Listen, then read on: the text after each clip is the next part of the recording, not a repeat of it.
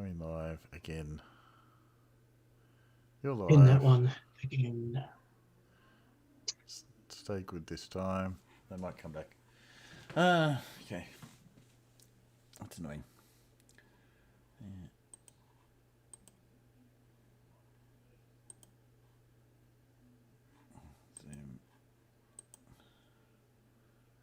Zoom.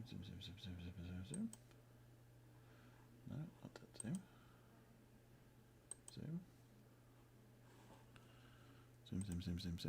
zoom. Zoom. All right, Bev. Bev, what are you doing? No, you mumbling into the mic Mumble. Oh, yeah. Mumble. He does mumble somewhat, doesn't he? Mumble. I could go quiet. I'm just trying to get you. I don't know if anyone's going to come back, but they might not. We'll see. I'm hoping I haven't scared them away. Well, Clive Wells is back. Judy's back. Yeah. Larry's there. You're back, going back. Larry's back. Somebody had a noisy open mic. Yes, I think that was Blue. Blue never has a noisy open mic. There we go. Now they can see you guys. Hopefully they can hear you guys. I'll pop the chat out so I can see. I won't bother putting a turtle character up. I hardly ever use him now anyways. Pop out. Okay. Sorry everybody. It looks like it's running much better now. I have no idea why that is. Can someone let me know if we can hear me out in Peanut Land? Hang on, let me just I keep hearing YouTube. clicking, and I'm trying to work out, is that me or is that someone else? Yeah, audio's working out there. Oh, good. Thanks for that. Let's post in the chat if you can hear me or can't hear anybody. We'll sort it out. Okay. I think If you can't hear us, say something. Put your hand up. If you're not there, can you put your hand up too? So I know you're not there. I'm not here. I've got to get my running sheet because I'm sort of bottling up Paul so he can describe what he thinks.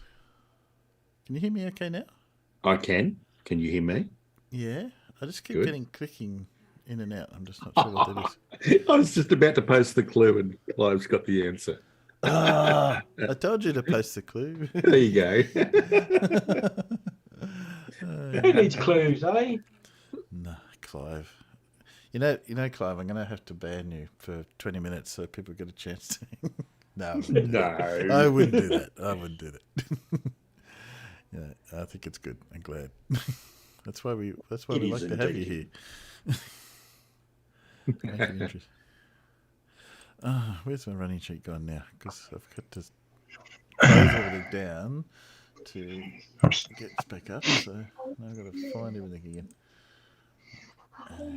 I'm starting to wonder where these names come from. Which names? Paul's names? Yeah. He makes them up. No, I don't. No, I think he gets them from Clive. Real names, they're real people. He's getting them from Clive, for Christ's sake. Okay. Have a secret Hey, Clive, conversation. give me another name for next week. All right, okay, fine, right. Yeah. I'll try to pick a really obscure one for next week. Yes, really, really difficult one. You know he's making them up when the name is Enid Fuseflange. Some lab assistant to some obscure scientist. No, it'll be some Botswanian food scientist or something, you know. Yeah. Now I lost my link to. He's outstanding in his field of two. Yeah. I'm gonna find that link you sent me, Paul. There it is. Disgusting it is. Yeah.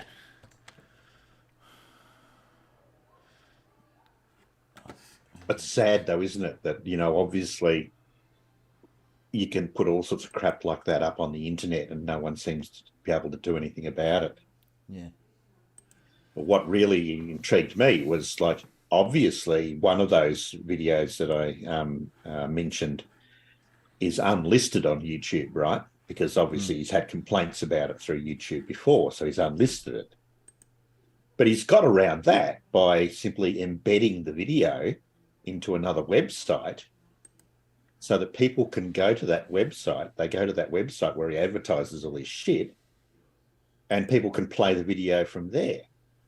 And from that video, in the embedded link in the web page, you can then click on the button that says "Play it on YouTube," and it will open up YouTube and play it, even though it's unlisted. It will play it through YouTube. Now, I think that's wrong. I mean, if you can do that, then yeah, you should be able to put in a complaint and have it taken down, even though it's unlisted, because it's still presenting misinformation. Yes, people can still get to it and watch it. Yeah. Yeah. You just have to physically give them the link. So this was it is the same guy. He's pretty balmy. So was that the one you thought, or did you listen? Both of those. So both of those videos. I actually reported both of those videos, Timbo. Because this one makes claims which I don't not even true, like about I know, scientifically true about Tesla and about other exactly Scalar for a start. So I was going to put that on if that's all right. And if any people other think that they should go and report it, then you know where to find it.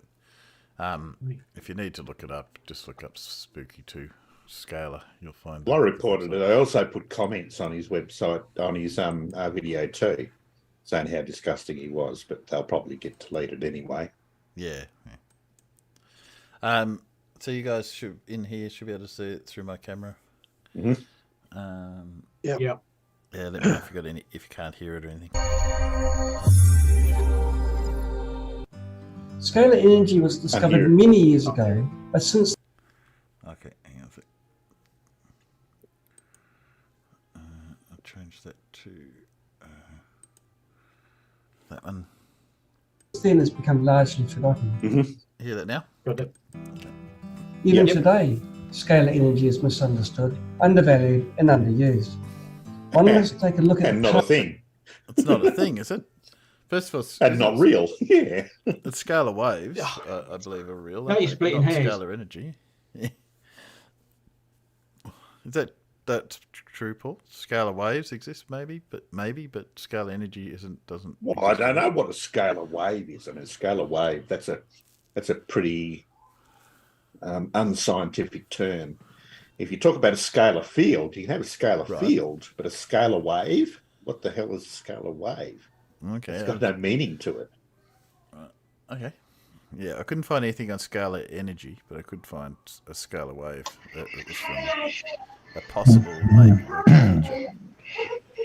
No, scalar field makes sense. Yeah. Scalar wave doesn't. Yeah. Let's see what else he's got to say. past to understand the future ahead. Back in the 1900s, Nikola Tesla discovered an electromagnetic longitudinal wave. In the 21st century, it has now been called scalar waves. No, he didn't. Scalar waves are created by a pair of identical waves that are 180 degrees out of phase with each other. What? Hang Say on. what? What? Whoa. Hang on. Yeah. Wait a Just minute. rewind that and play that again. I didn't quite get that. My brain didn't comprehend. Magnetic longitudinal wave. In the 21st century, it has now been called scalar waves. Scalar waves are created by a pair of identical waves that are 180 degrees out of phase with each other. No. Oh, shit. Bullshit. That would be called destructive That's interference. zero. That would be called Yeah, that's destructive called- interference, right? Yeah, that's called no wave at all. Yeah, exactly. Yeah. I don't know if he's trying to say they're heading in Oh, opposite Jesus. directions of each other, but even that I mean, doesn't make any sense. I missed that when I first watched it. Oh my God. And they carry out lossless transmission of energy over. They can carry out lossless transmission of energy over great distances and do not Yeah. No. Lossless transmission of energy. No. decay over time or distance. Also, scalar waves are able to convey information, and this information can be from a healing substance. That's even worse, I think. No. How do they carry the information? How do you And what transmit kind it? of information are we talking about here? Yeah. Scalar waves can also pass through solid metal objects with no loss of power. What? They're magic, are they? Oh Apparently. dear. They can transport energy without the need of wires and travel faster than the speed of light. Oh my God. Oh, I can see Don't be Farmer's spite my bloody tea. I can see Farmer's expressions. Because I'm clearly hallucinating now. I mean, if you're going to make wild claims, at least make something that's sort of a little bit believable. But saying that just highlights yourself as being full of bullshit. Throughout our bodies, we have a network of energy channels which circulate from the top of our head down to the bottom of our toes. This energy system is responsible for making us feel healthy and energized, not just on a physical level, but also on an emotional, mental, and spiritual level. We believe that one of the root causes of disease is a blockage in our energetic pathways. Imagine a river flowing freely. After a storm, a tree falls into the river, obstructing the water flow.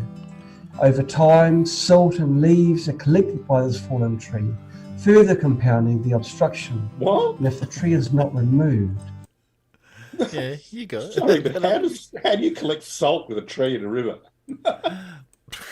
So I've got an obstruction, haven't I? Well, there's So the problem is our energy channels are plugged up with goop and pucky. Is that what Yeah. we're saying? It Yes. sounds like it. Yeah. Salt and leaves. yes. Hello, he's low. the flow will continue to reduce.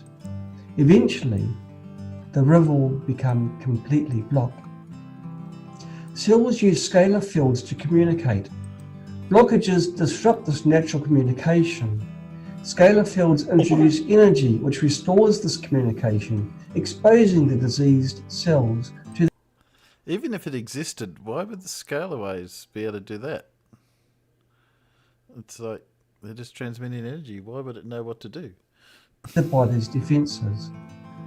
Mitochondria are the power stations of cells. Scalar fields charge this mitochondria, giving your cells much needed energy to open and remove how they work. the blockages. Once the blockages are removed, our body will restore the flow of energy back to a healthy state, just as removing the fallen tree from the river will restore the water flow. According to many scientific studies, scalar energy benefits humans, animals, and plants. And here are some of the benefits. Scalar energy increases cell energy, boosts energy levels, opens the chakras, slows aging, enhances body circulation, relieves high blood pressure, unclumps blood cells, reduces pain and inflammation, helps with arthritis and injuries, accelerates body metabolism and weight management, stimulates our natural immune function to kill viruses and bacteria, speeds up natural healing, improves permeability of cell walls, enhances cell nutrient absorption and waste detoxification, normalizes cancer cells, protects our body from cancer, manages stress, dear. improves sleep quality, heals nerves, helps with depression. Oh, clears come the on. mind, Reduces the harmful enhances effects of focus and EMF. concentration, Yeah, improves memory, I like relieves the repairs migraine, DNA. reduces the DNA's harmful damaged from. effects of Yeah. EMF. These are electromagnetic fields from cell phones, computers, Wi-Fi, and more. Repairs DNA, protects DNA Look, from I had all damage, those jabs and so I could get enhances 5G. plant Thank you very health much. and growth.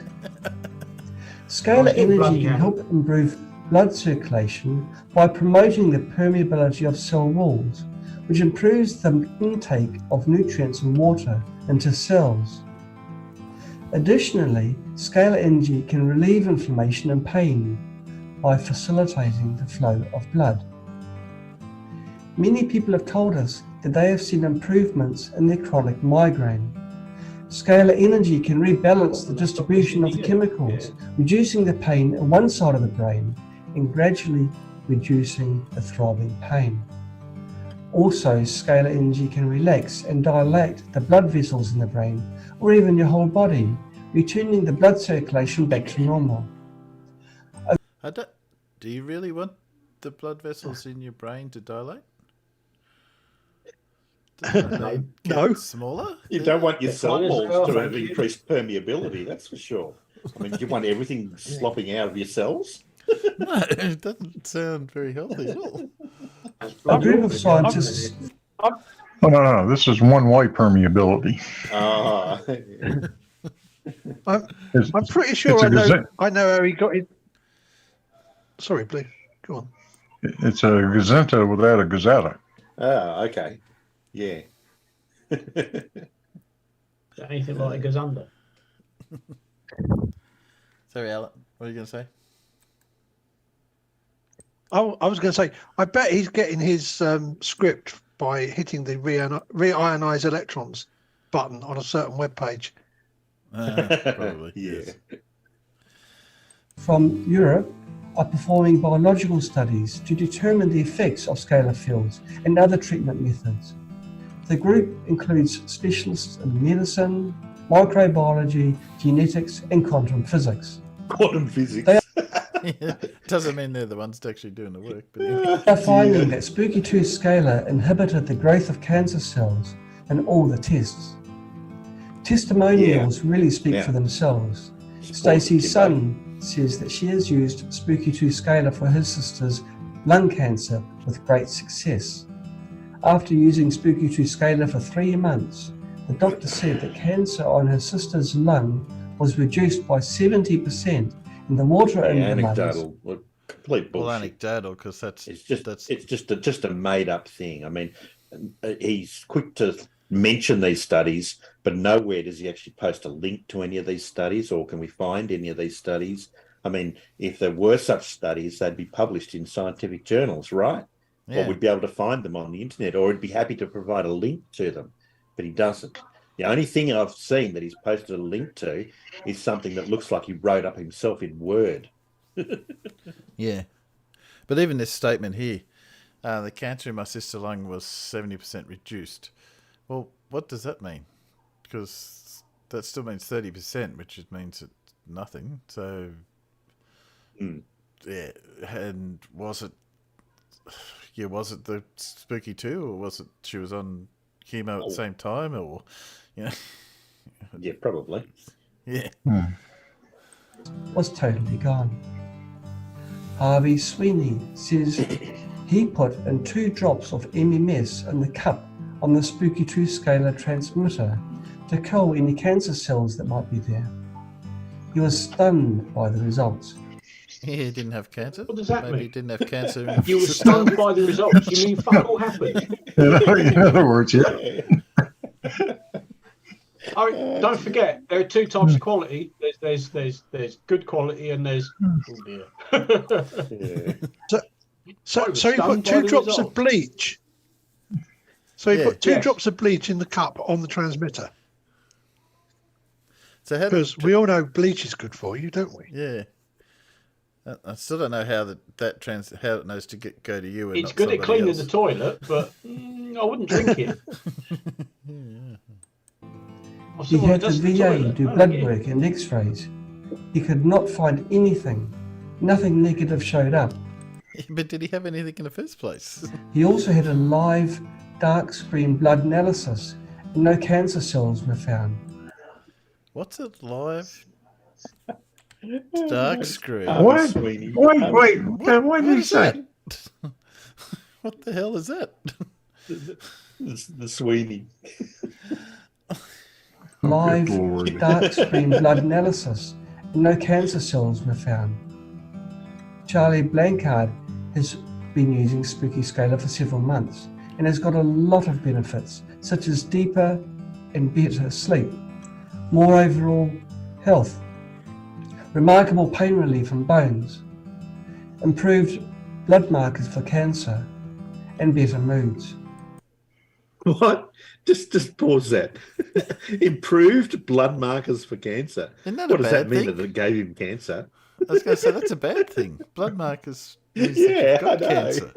I didn't have any markers for cancer before, but now I do. Now I've got it, thanks to Spooky too. Oh, shit. The results really surprised him. Well, yeah, I'd be surprised too if I didn't have cancer and I turned it on and now I do.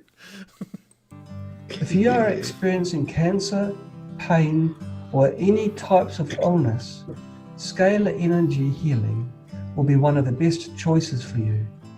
It's just the thing that really, they've pushed cancer quite a bit. And although he hasn't Yeah. directly said, we cure cancer, the implication is heavily in there. So, Yes. For more information about scalar energy, you can visit spooky2scalar.com. yeah.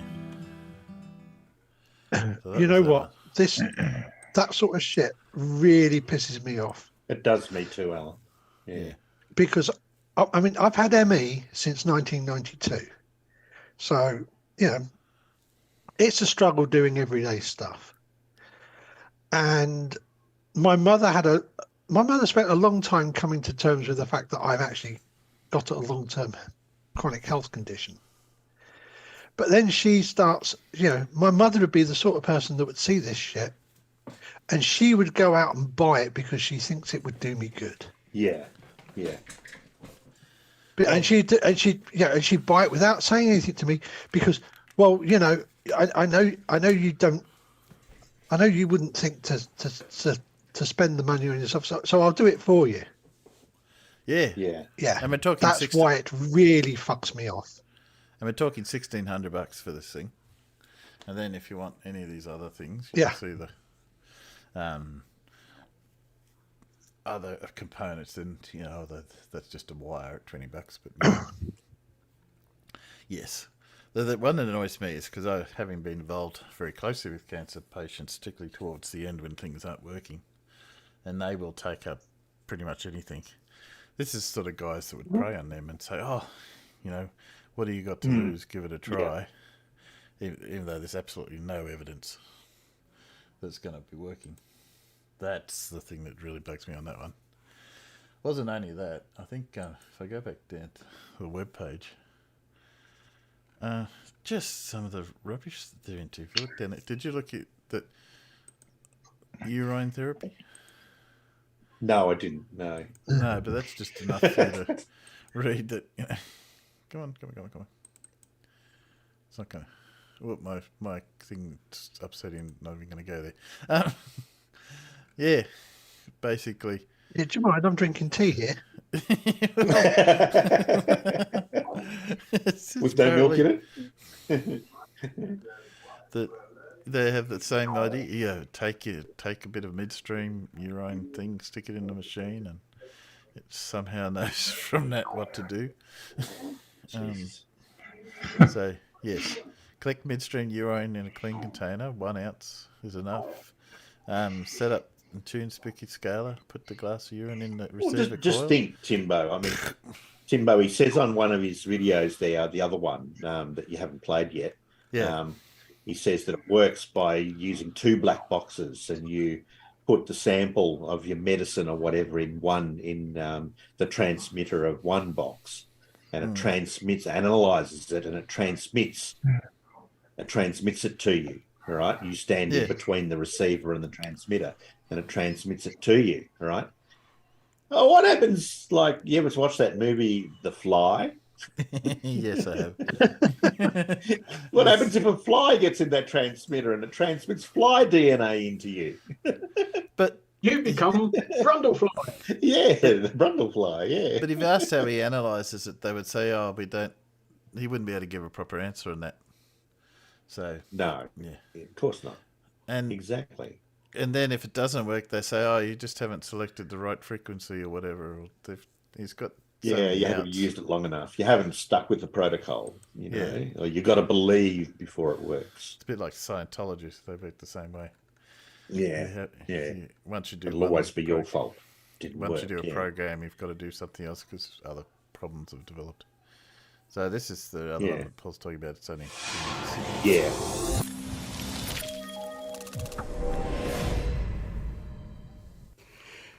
Spooky scalar uses gentle scalar waves to heal.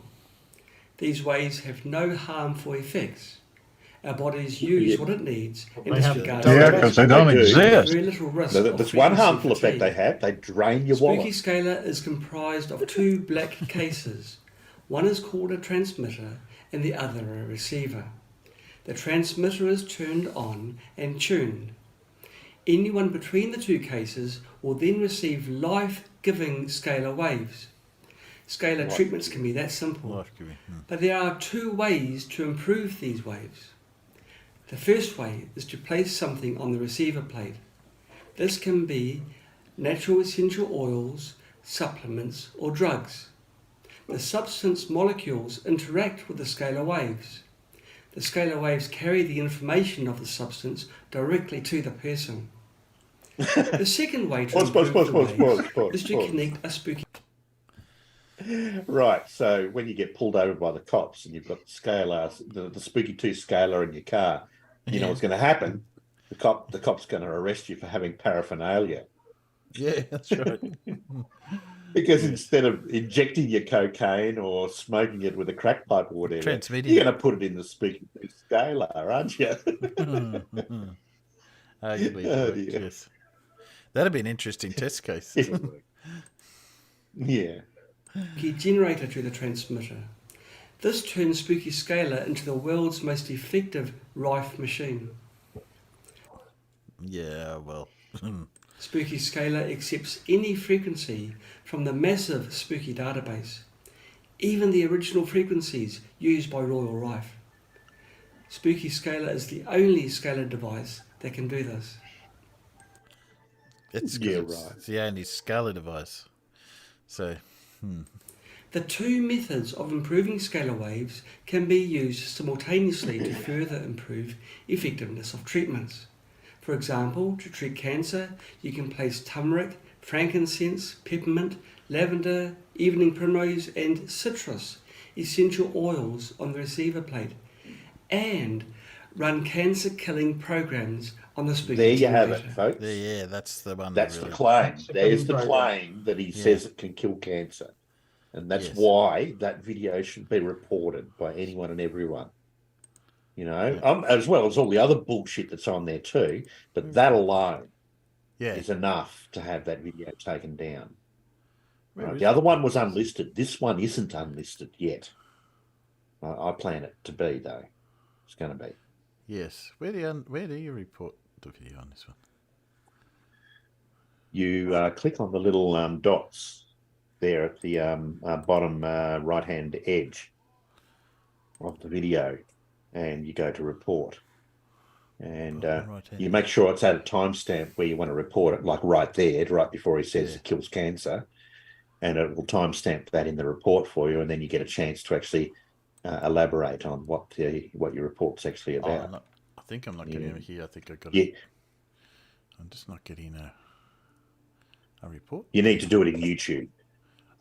You need to geez. go and watch it in YouTube, okay? Let's do that because we'll do And that now. then, and then, Greater. yeah, and then you go to the little dots down on the right-hand side there. There, that's the one we do it. Yep. And we Yeah, point and then you that go, for and the one you want to misinformation, choose is maybe. misinformation. Yeah, Yeah, misinformation. I think. yeah. Plus, yeah, I'm just checking nothing else in there. And then it'll give you a timestamp, and then you get that little box that you can actually put a paragraph or two in to describe what you've why you're reporting it. Yeah. So I'd encourage everyone to go and do that. I think the more people that do it, the the stronger the message that we're sending to YouTube that this guy's a con man and a charlatan and should be hounded off YouTube, basically. Or he should be hounded off the internet, but that's a bit hard to do. Might be worth posting the actual link to both the videos in the side chat. Well, you're not going to get a link to one of the videos because it's unlisted, Alan. You're better off posting a link to the actual web page where those videos are embedded, and people can go there and. Because posting this won't get you anywhere, I don't think. So you can try it, but I'll send you the link anyway. People can make up their own mind. I thought that if you had the link, so like you've opened it into YouTube from the website. If you then post the YouTube page address, that should take anybody else there because that's the link you need to get to it. Yeah, okay. Well, that should work then, shouldn't it? Yeah. Let's give it a go. I'll take that one. So if we post those links out in the chat and if people want to go there and report it, then yeah. And the other one is this one.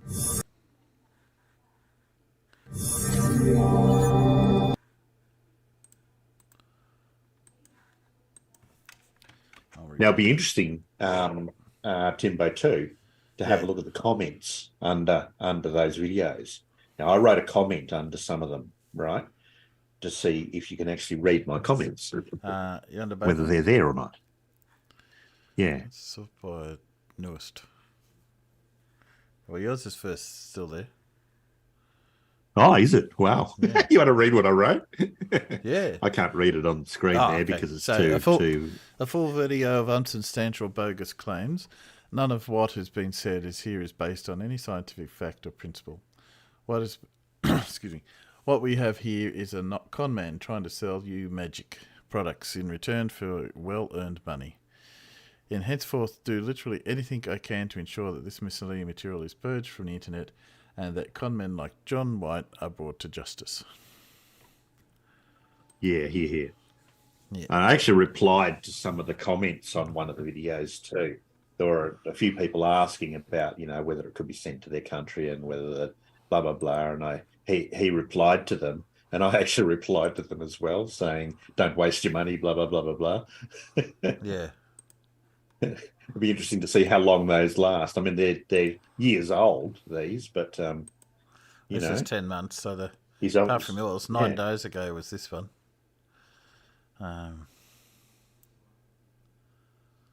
He's basically just telling you about his mic. So, like, how much effort that is. And then that was a month ago.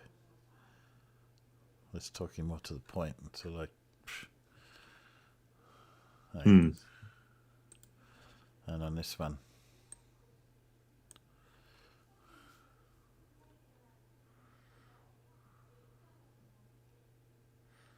Wonderful presentation. You just send them back to the website.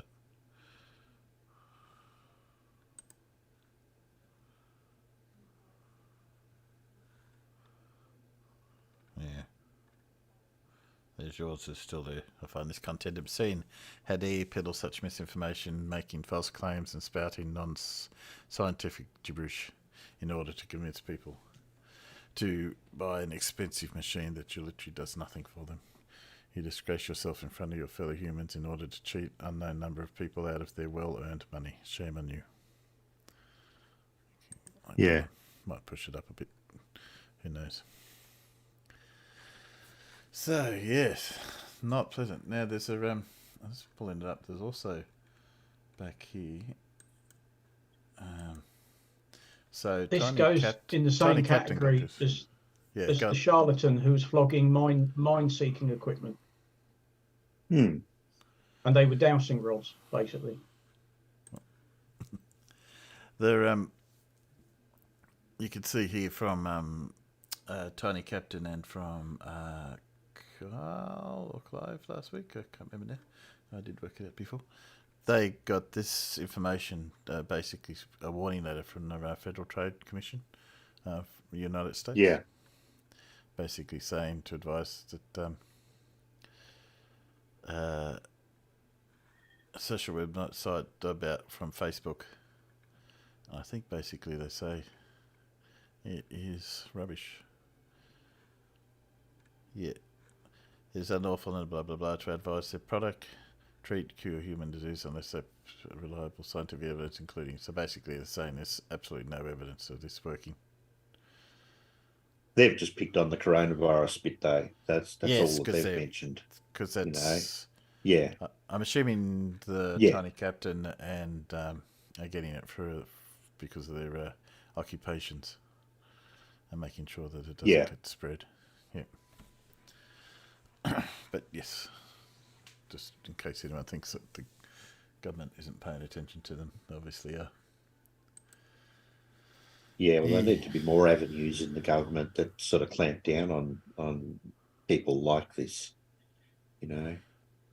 Yes, you would hope so.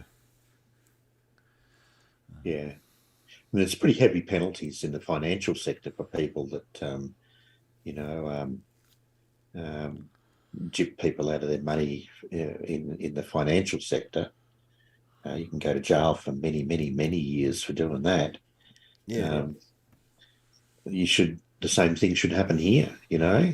He's obviously peddling misinformation. You can't just make any old claim and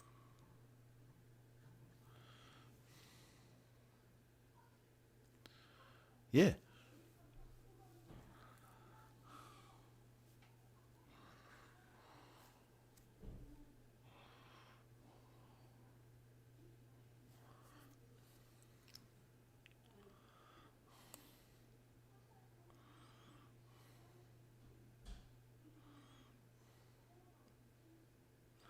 Well, and he's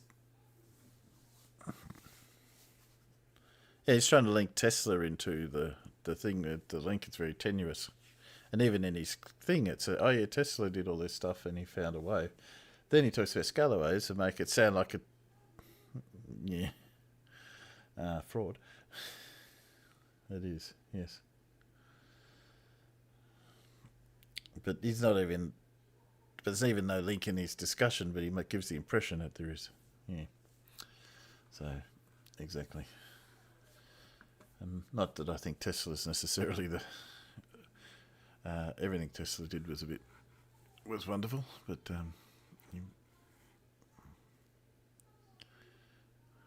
yeah.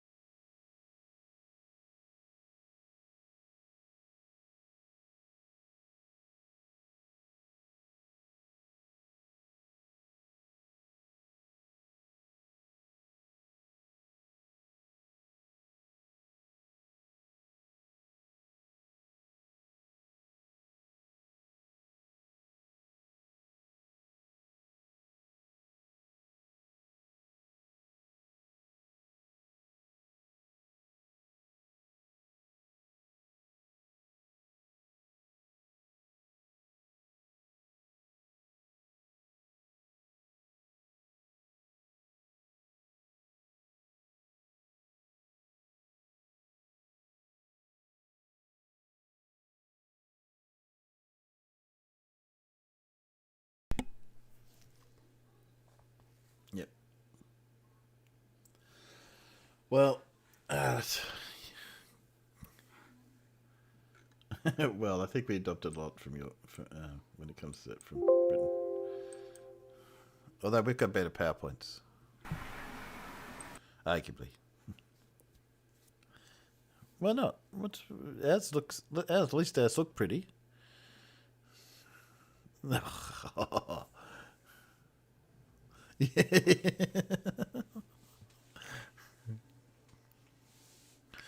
Yeah, right. They're not the prettiest things in the world. At least we have you have switches on your PowerPoints, don't you? Yeah. Yeah. But you couldn't be like other countries that don't have switches on their PowerPoints. That would be mad, wouldn't it?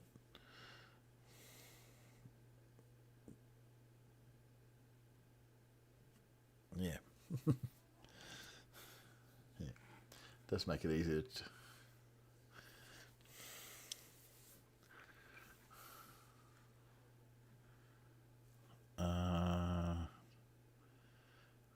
No, the only place I've ever seen those is on computer desks that have got another circuit somewhere else where they're always turned on. But I've never seen them in a house or anything like that.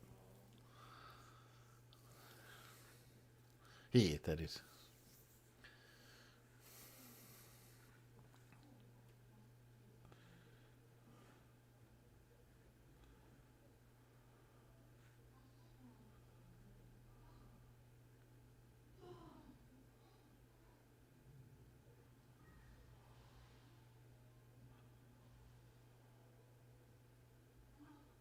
Yeah, yeah.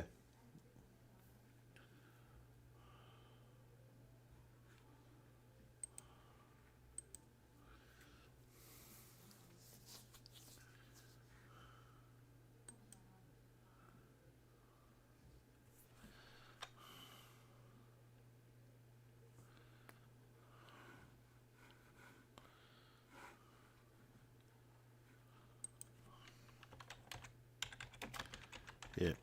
Hang on a sec. You guys aren't going out for some reason. Hang on a sec. I'm just fixing it up. Yeah. Again. Why? Yeah. They're telling me they're not getting you guys.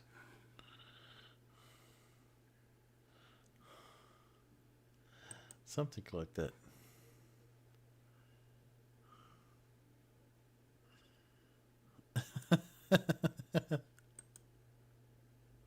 It's obviously much easier. It's obviously much easier to work with 8.33 milliseconds than it is 10 milliseconds. What's wrong with you people? Yeah. Yeah, well, come on. The Royal Air Force defined a new distance for the mile. All right. Or a new distance that is a mile. It is 1,500. It's 1,500 meters.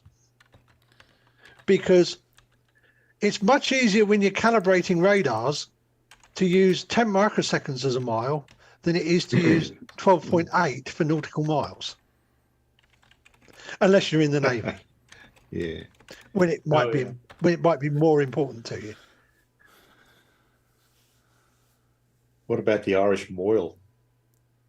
What, the Sky moil? The Sky moil. Sky moil. Yeah. I can see for miles and miles.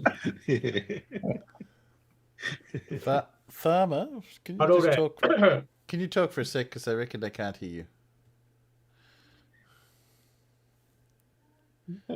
Judy says now we can hear.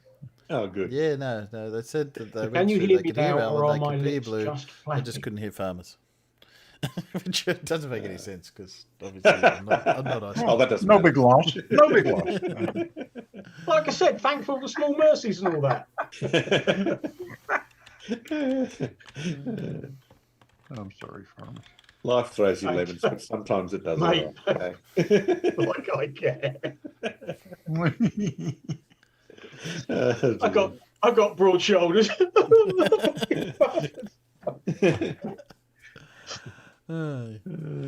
Spooky didn't get Oh, joke. dear. I pointed out that the second version of Spooky was a con. Spooky too. You worked it out. Now, you guys feel like a cup of tea, don't you? We haven't had our friend Lindsay for a while. Yeah.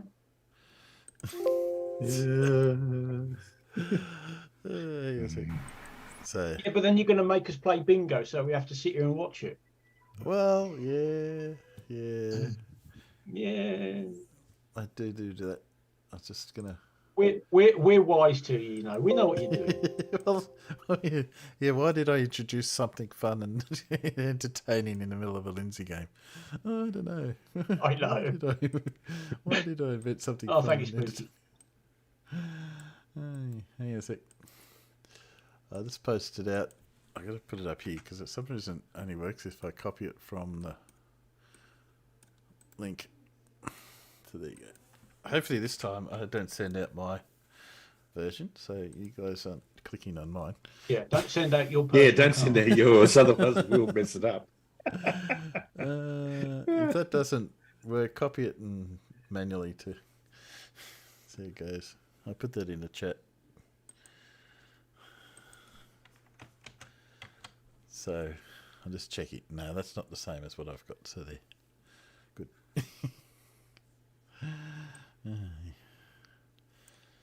No, Clive. We shouldn't take notes. No. No. This is one lecture you really should take notes on. Time would be much better spent trimming your toenails. Yes, there is other things you could do, but okay, let's get it started. I'll speed it up even. Yay! Welcome everybody, welcome to the Tomb of Illumination. Everything here is regarding the realm we live in. Absolutely. And a lot of us know it as the flat earth system. Now, the average person has been taught to live on a spinning ball. We So can't as soon as you see meet, it. You can't hear it. No, we can hear it. Yeah. We can't see it.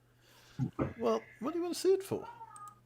Isn't it bad enough that can't you see it on my camera? I want to see his wonderful works of art on the whiteboard. Oh, good. Oh, you see warning ahead.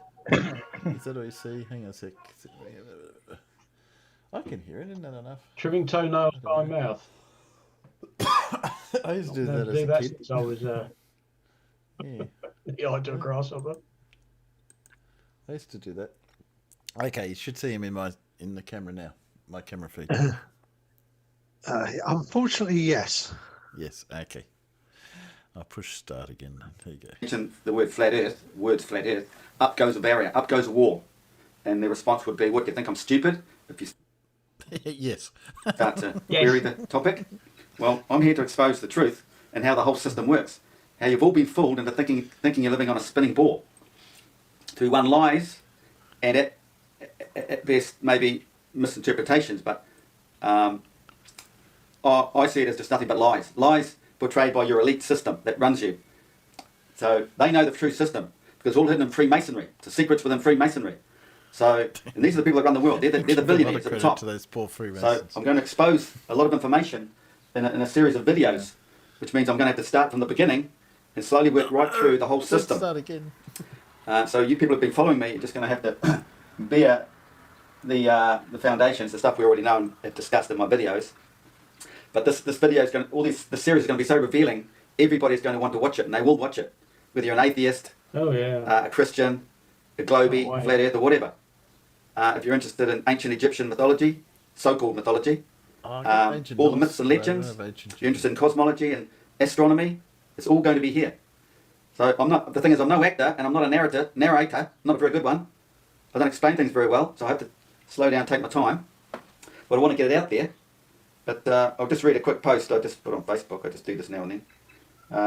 What would you call the most revealing video or series of videos of all time? Information never revealed before regarding the star Sirius. Like I say, it all started from the star, understanding what the star Sirius is representing. All hard logic. Yeah, hard logic, yes. Is he getting a call in the middle of it? Well, this could be an important phone call. I better take it. Don't take the phone call in the middle of the video. I'm going to turn that down. So let's start again. What would I call the most revealing video or series of videos of all time? Information never revealed before regarding the star Sirius, which involves Freemasonry secrets, all religions, cosmology and astronomy, spiritual enlightenment, when and how and why did billionaires follow cosmology or astronomy, why did the Vatican have or had the most sophisticated telescopes in the world for hundreds of years, what the ancient Egyptians knew and described in their so-called mythological stories left in the Book of the Dead and the funerary rites, particularly regarding the Duat and Anubis, why the five-pointed star and its connection to Sirius, why the black dog, Anubis, the coming and going of Orion's belt and its significance. Why do the Maori here in New Zealand celebrate Matariki when it's their winter, but other cultures celebrate it at the same time in their summer, including the misinterpretation of it being named the Maori New Year? And that is just the highlights. This deserves a 3-hour feature film, if not a trilogy, or a How did he say all that and I didn't get one Lindsay Bingo? series of documentaries at least. The problem is I'm no actor or narrator, so getting it across to people before it is all plagiarised, in brackets, maybe a fizzer. I'm just hoping it's not. I'm going to take the time and go through it, okay? I don't mind people sharing the information after I've exposed it myself, but there's a force at work that is set on stealing one's information as their own. My phone, laptop, everything's been corrupted. It's preventing me from doing certain stuff, and it alters certain stuff at certain times. But I haven't got the funds to freaking organise it or pay someone to sort it all out for me. I just got to plot on with what I've got. So I don't need any money doing any of this. Never have. I've been doing these videos for like 3 or 4 years and haven't earned $1. So we're going to get into it. What a surprise. The secrets known to man. Mythological stories everybody, a lot of people know, but have never understood them all. I bring them all together to expose what it's all involving. So like I said, it all starts with the star Sirius. And it started with Eric Dubé's, I think might be one of his latest videos regarding Sirius and Freemasonry. Right. I only watched the first 5 minutes and something triggered my mind, and so I started looking into this. And it just kept coming. I've got everything. It'll blow you away. Hang in till the end. So like I said, any of you guys that have been following me, I'm going to have to repeat things to get these other people involved in understanding the whole system. And it all starts with the flat earth model, looking down on it. If we could look down on it from above, that's what it would look like if you could see the magnetic fields. Because it's basically a toroidal field. Not basically, it is. We're inside a toroidal field. So if you don't understand toroidal fields, go look it up. Donut shaped, and all the energy is coming out from the centre, recycling back up to the centre. The centre is the hyperboloid. And within that centre of the two V's is the flat plane of inertia. That is where Earth has been created from. It's called the place of rest. And that's basically the black hole. The black hole is the place of rest between two forces. The duality of the two forces. Look, well, they're going the same way. And but that's all hidden from man. It's called beyond the event horizon, science describes it as. So you have to imagine the Earth as a donut. All the energy comes out of the centre. But on our flat earth system we have this tropical gap. It's never been explained to people at school when they're scientists why it's there. Why? It's the warm part of our Earth. We're very cold out in the south, very cold in the centre. I'm not going to explain all the details because I'll be here forever. It'd be like standing here trying to read the Bible.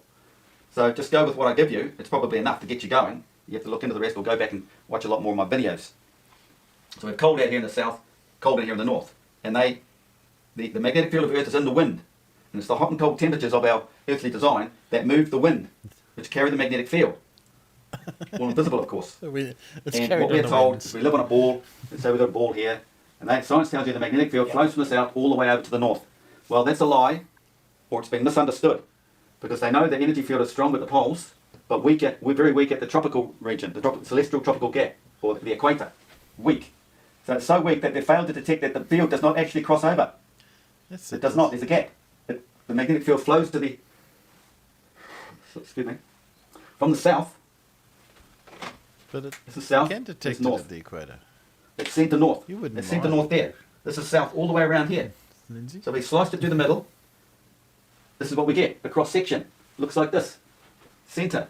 Centre. South. And there's the other side. South. There's the other side. With the tropical gap.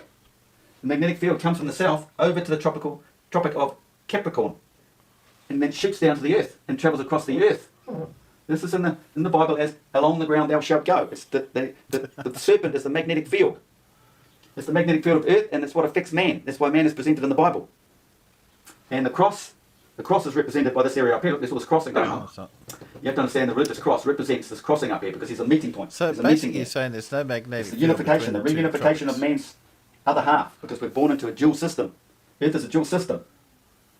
You know, we have a north and a south pole, positive, negative, hot, cold, up, down, all that, male, female. Man, it's all connected with Earth. Human brain is also connected with it, because look, there's two hemispheres. We have a gap between the hemispheres. But to get deeper into that, you need to go back and check out a lot of my earlier videos. But I'm going to move forward with what I want to get to on this series. So it's just understanding the flat Earth model.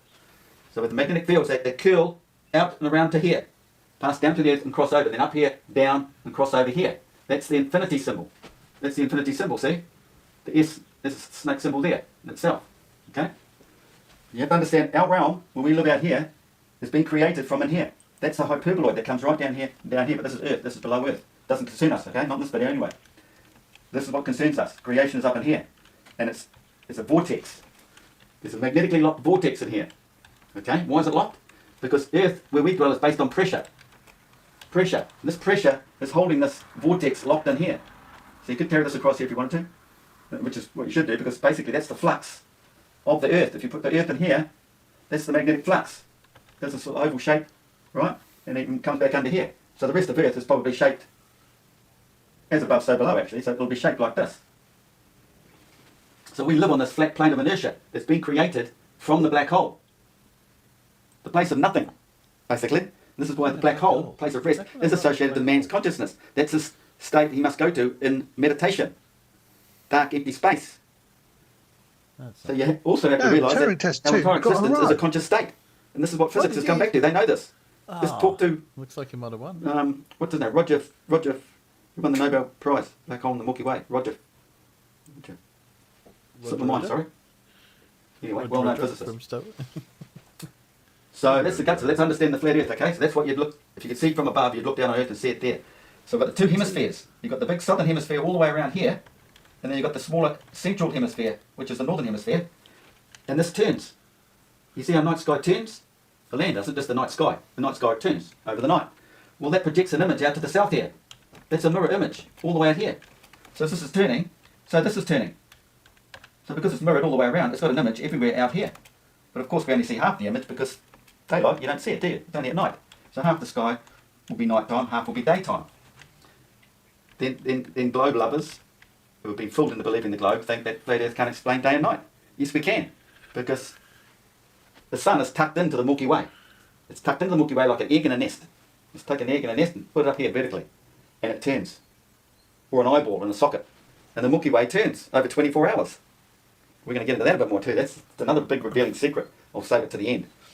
Something you never, a lot of the stuff you've never been taught, okay? So just hang until the end. That's the reason why. So that's your day and night. There's daytime, the sun's shining out. The eye is open, facing that way, and that way is across the black hole. So you can imagine the black hole here. The sun shines across the black hole. Because the black hole is like the speaker, the amplifier of our whole realm. It's all in here. It's like a speaker, look at this, or trumpet. It amplifies our realm because it's all being expressed out from the hyperboloid centre.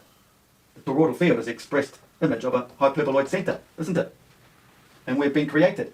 And all life has been created from the sun, because the sun holds all the resonant frequencies, the perfect resonant frequency for life. So without the sun, there would be no images, we would not exist. In spirit we might, the energy in the ether we might, but the sun gives us image. And it's daytime, shining across the black hole. So as the Milky Way turns like this, around the dead centre, which we cannot see, but imagine that's the centre, that's the black hole in there. The Milky Way swings around this horizon of the black hole. And as it's facing towards the black hole, so as it turns, obviously the light is shining out one direction. So what's on the other side? Well, obviously that's the back of the sun. So if you, so this is my sun, tucked into there, Milky Way. Well, it turns, well there, look, you've got the back of the Milky Way. And the back of the Milky Way is what they science call Sagittarius A. They've fooled you. That is the back of the sun. That's how you get day and night. It's the Milky Way turning. So the Milky Way back in creation, you have to understand creation, hidden back in here, that we do not see. Well, tell us we don't get sunset facing shadows, Sue. Opposite, inverted to creation. So you only have to imagine the hyperboloid expressing something out. It's inverted, isn't it? It's just like, so when you look at Orion's belt, the Orion's belt in the northern hemisphere looks like that. But in the southern hemisphere, it's expressed out and goes like that. So now it becomes like that. So your Betelgeuse, I don't pronounce it right apparently, isn't there. Betelgeuse. It should be down there. Betelgeuse. It's not up there now, is it? It's down there. Betelgeuse. So that's the image in the northern hemisphere. That's the image in the northern hemisphere. It goes straight over, plop. That's the image you see in the southern hemisphere. Is it? But then, I don't know I guess, about it. Do we see the orange belt in the southern maybe if you're standing sort of in the northern aspect of the southern hemisphere, looking that way, if you can see it. But really, well, you can't, because it's in the celestial tropical zone. You're always looking that way. So bear that in mind. That's what it looks like in the north, and then straight over, and that's what we see from the south. Because if you think about it, that's the north, Orion's belt arises from your east. So it's your right-hand side. Your left. So Orion's belt, the 3 dots, start like that, and they go over your arc of horizon, level at the top at your zenith, then start falling back over this way to the west, where they start becoming vertical again. That's the magical season that we're about to talk about. But if you flip it over, go plop, well, we in the southern hemisphere, there I go. If we go, there's the north, and we go plop, here we go. So we see it coming like this from our right-hand side, the east, over our arc of horizon, level, then disappear to the west at the end of the season like that. Okay? So our dog lead is up to Sirius this way.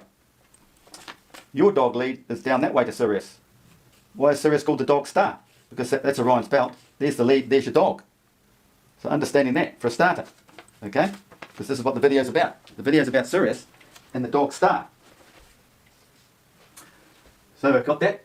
And look at this in Revelation 666. No one's ever been taught this. You've all had your silly ideas, your own ideas, make believe. You don't understand Revelations. Trust me, you do not. Along the ground thou shalt go is the magnetic field, over the beast, over the kettles. Well, the kettles, look, they're more scattered out here in the fields, the paddocks. But the centralized beast, where all the energy is, that's the beast. The magnetic field flowing over that beast. So we don't see it like that here, do we? It's different. Because this is an overall plan view if you were someone up there looking down on Earth. But here, we're looking at it from the observer's perspective, if he could see all the locations at the one time, if he was in that location, because all relative to the observer. The observer does not understand that he is a troll, or a midget, or a mini-me in the northern hemisphere and expands as he moves south. This is something really hard for the common brain human to get their head around. We all expand in the ether. The ether is continuously flowing from the centre outward. So everything in the ether is expanding with it, because we are part of that ether. It's the light. It's from the sun. The images, the field is expressed, so we are in that express field. Creatures of light. So as we move south, we all expand. Bigger and bigger and bigger. So if you were small there, you're going to end up very big out here, like this. So you get from A to B, between the arcs of longitude, the same time as you would out here, because you've expanded. One step to get across an arc of longitude, this is your one step, because you're a giant now. No. There were giants in those days. It's all explained in the Bible too, but people cannot understand the Bible, trust me. So you have to understand that man expands as he moves south. Okay? Now, understanding man's observations in this realm. We all have our own arc of horizon. It's a dome over us, where we sit. We are the observer. I'm sure he said place of rest, didn't he, at some point? I need a place of rest. And everything is relative to the observer. So he has his own aspect, his own perspective of the horizon. I don't think he has. He's always standing 90 degrees to his zenith. So imagine a man is in here. This is his dome, say. But he's down here. He's got his little arc of horizon. And everything above is all projected onto here. It's just the way our realm works. His own arc of horizon. The Egyptians, I got this off the ancient Egyptians. They described the whole thing. They knew. All the ancients from antiquity, they know the whole system. Oh, shit, you got it off Walter Bisson. Freemasons telling you that antiquity knew that we lived on a ball. That's all lies. It's all described in the Iliad, Homer's Iliad, Plato's dialogue.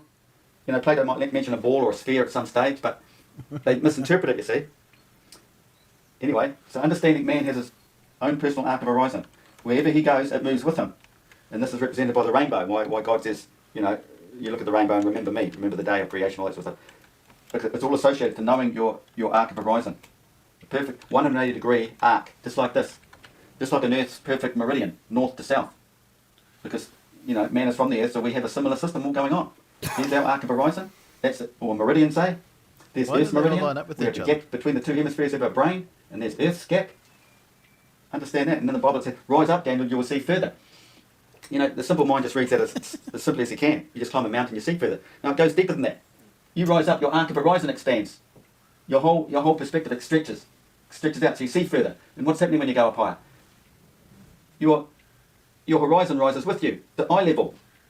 It doesn't fall away as you rise up because you live on a ball. Your horizon would be down here. No, it's still eye level because it's flat, plane all the way. Yeah, but it's not that. Okay, understand that. So that takes us to this 666 in Revelations. Okay, 666. That's 666.6 degrees from there to there, to that Tropic of Cancer. So why do it's they 66.6 degrees from the Tropic of Capricorn to the south. 66.6? In between here It's 2 lots of 23.4 degrees. Was that Model has 468? trouble with decimal points, apparently. Is it? Yeah. So that makes 180 degrees. That's a 180 degree arc of horizon.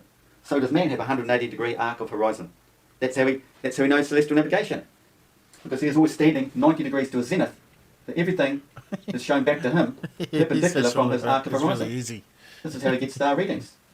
Sextants gets a reading up the horizon. Then measures up to the star. There's a degree there. Well, he has to find the balance, which is there to there is 90, and then he times it by his nautical miles.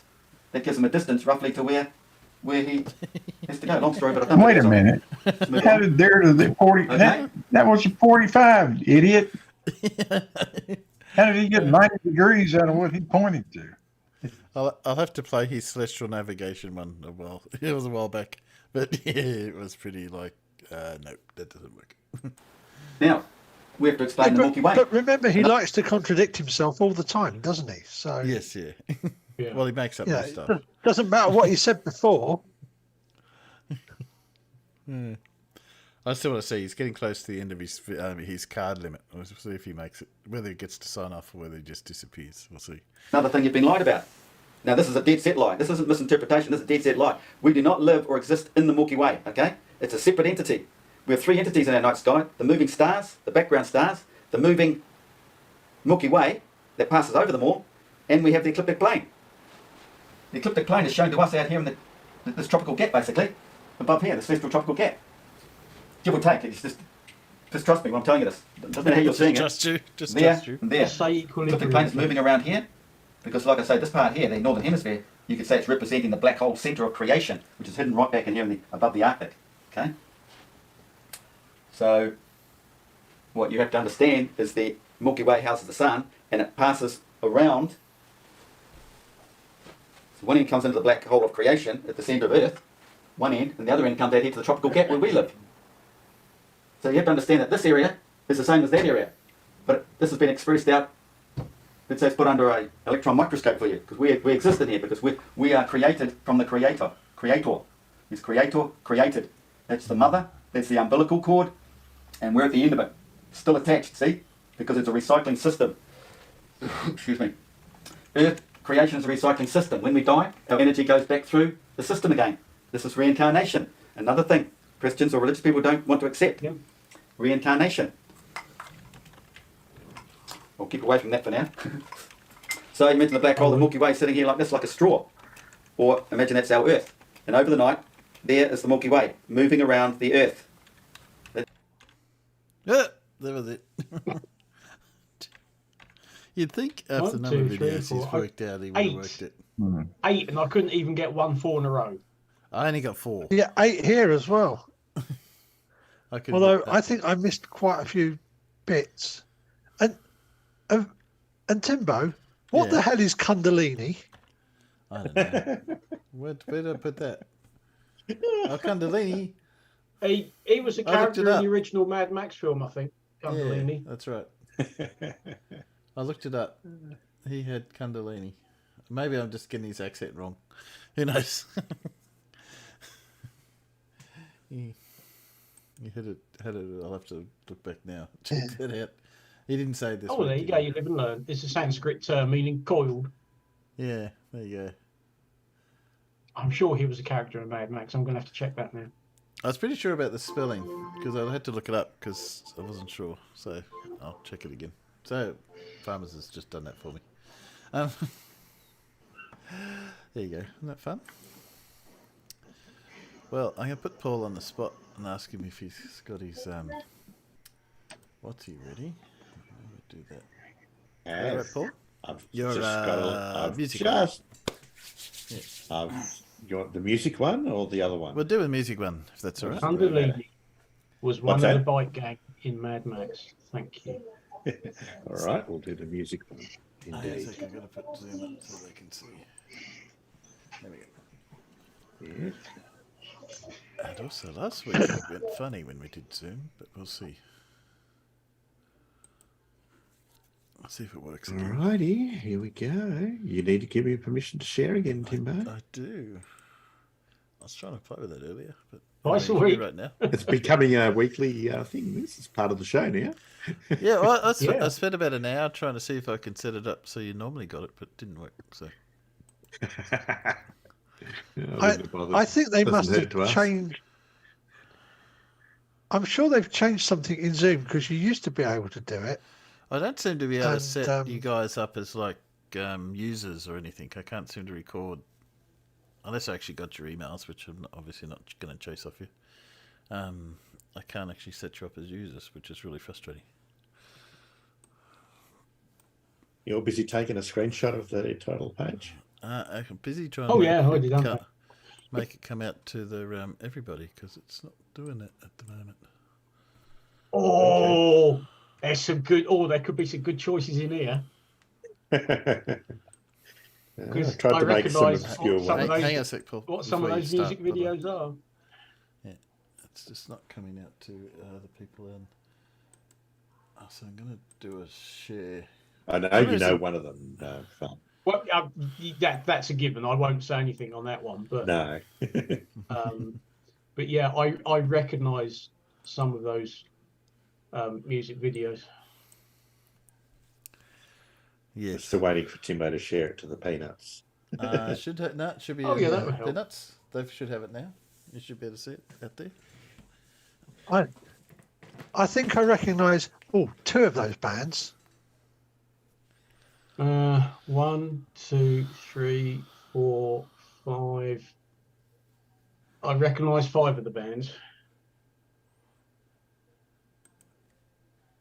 Oh, well, hopefully you'll be able to get it from the clues for the titles then. All right. All right. I mean, obviously, the videos that they're taken from aren't necessarily the songs you're putting up, are exactly, that's right. They're just the bands. So, yes. That's correct, yeah. Yeah. All right, here we go. First one.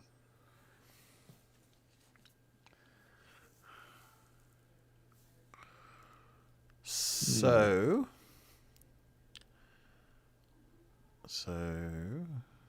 can't think of anything other than so. No. So.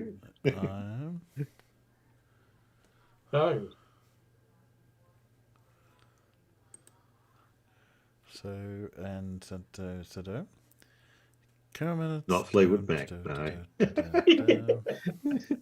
No, I don't know enough yet. No, Fleetwood Mac's not up there. All right, I'll give you some more letters.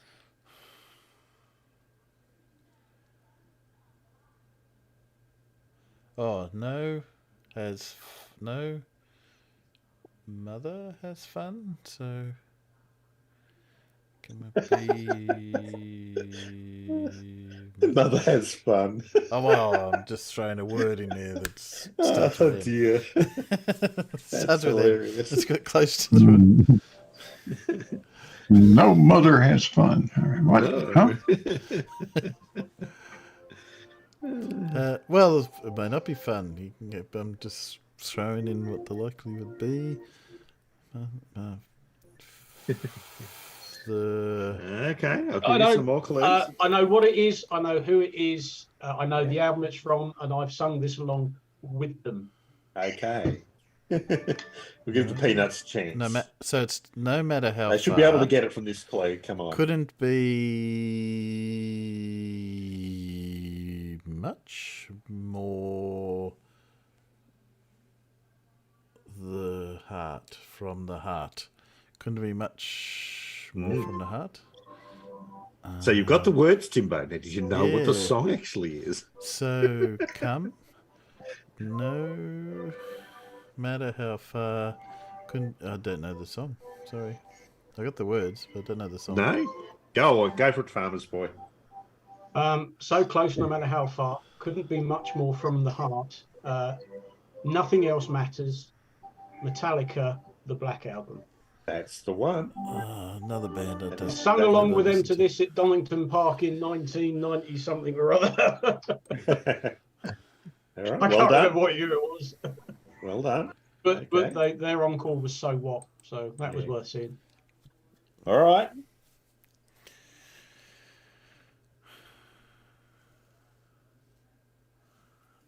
Mm-hmm. This one's a bit of a harder one.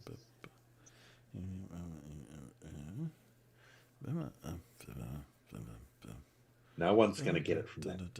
I'll give you the next clue. I didn't tell you.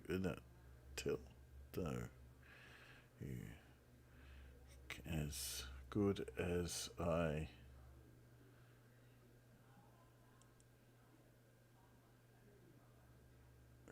Is it quite? No, quite as good as I. Something or other. Willie Nelson. Not Willie Nelson, no. Tell you as. Oh, it's just. It's sitting there and it's just not coming out.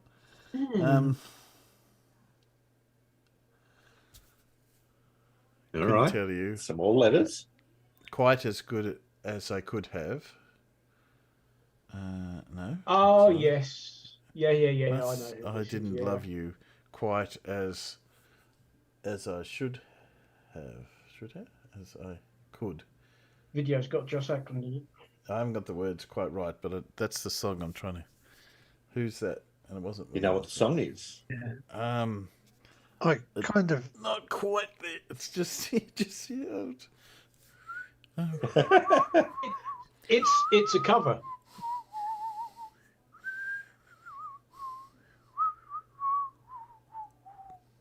Spooky Bedhair's got it. He knows the song. Do you know the band though? Yeah. Maybe I didn't love you quite as good as I should. That's the one. Always on my mind. But who sang it? Yes. I told you, Willie Nelson. Oh, yeah, maybe so it was did Willie Elvis. Nelson. Maybe so Willie did a lot of other people. Maybe Willie Nelson did the original. Yeah, and Elvis Play the did words sing of it the too. Willie Nelson song, Blue. Yeah. Oh, well, maybe Willie Nelson did it first, and then the band that I know did it as a cover. And Elvis sang it as well. Yeah, it could be. I thought it was an Elvis. Yeah. Yeah, it likely is somebody could say. I know Willie sang it. Okay, well there you go. There you go. Spooky Bedhead's got it right too. The Pet Shop Boys. it was written by Wayne Pet Shop Boys, Carson. who I was thinking of. Yeah, It was written The by Wayne photo Carson. you've got is from the video for that song. it is. Yeah. Because that's Joss Ackland when he said, "I'm a bilingual dyslexic. I can't read in two languages." Yeah. So no, Willie Nelson didn't write it. Wayne Carson wrote it. Johnny Christopher and Marks James were the first to record it by Brenda Lee, and released by Glenn McRae. And it's recently been done by the Pet Shop Boys. Anyway, There you go.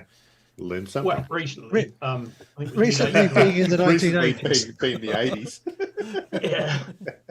Yeah. well, that's what it says. Oh dear. Okay. Here you go. This is a very well-known one. Very, very well-known. I wouldn't be surprised if Farmer's Boys almost got it already. Has something. The last line I think is just or something or other. But I'm already singing along to it, mate. Are you? Yeah. Seriously? Yeah. Yeah. Yeah. Are you? Heaven? Are you? Heaven as something. Oh dear. Nah. I know It's in this there. album. Yeah. Back Farmer's Boys inside- got it. Yeah. No, you need to give me more letters. There's something sitting Just there. trying to but- remember More the- letters. the There you go. actual More track letters.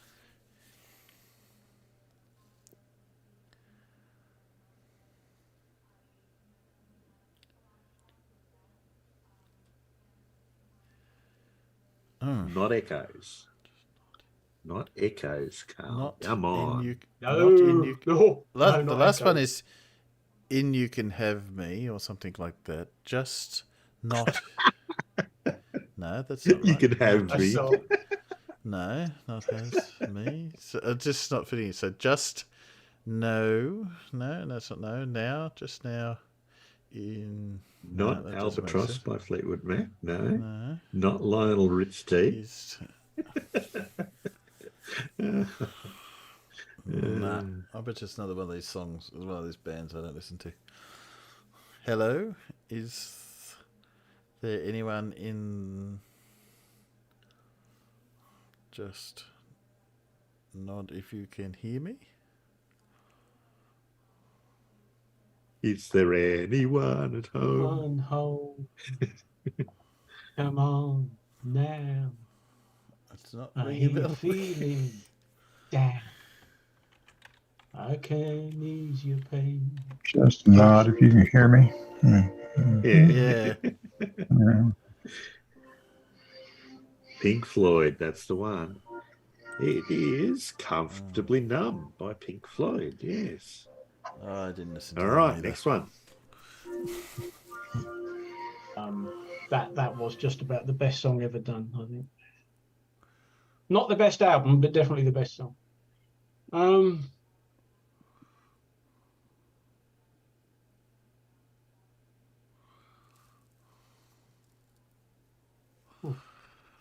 I think I was just guessing for the R or something like that down the bottom. A-R-E. So down. Hey, Eve, it's not every. Everybody, you. Everybody. It's first and the second. He's got an idea. Every stumble you make. Every that you take. Bizarrely played at weddings. Yes, that's right. Very bizarrely. Very bizarrely. I think people don't. I think people who do that haven't actually listened to the song and worked out what it's actually about. Yeah, exactly. Yeah. I'll be stalking you. Yeah, exactly. There you go. Speaky Bedhead's got it right. And Nerd Alert. And yeah, the police. It's the police. Every breath you take and every move you make. Yeah. I'll be watching. It's the song about a stalker, and yet people play this at weddings. Yeah. I think it's romantic that the person is watching them while they sleep. It's not romantic in any way at all. Yeah. Something. No. Something.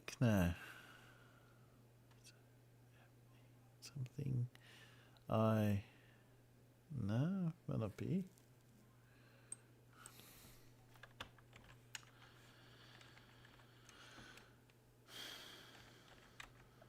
Some.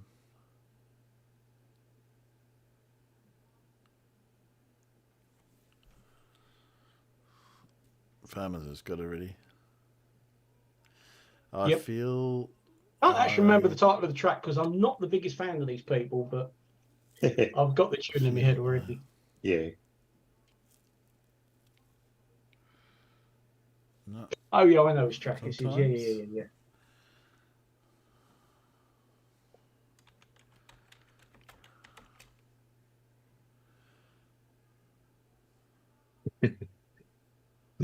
Dr. Nimrod, every move you make, I'll be just about breaching my restraining order.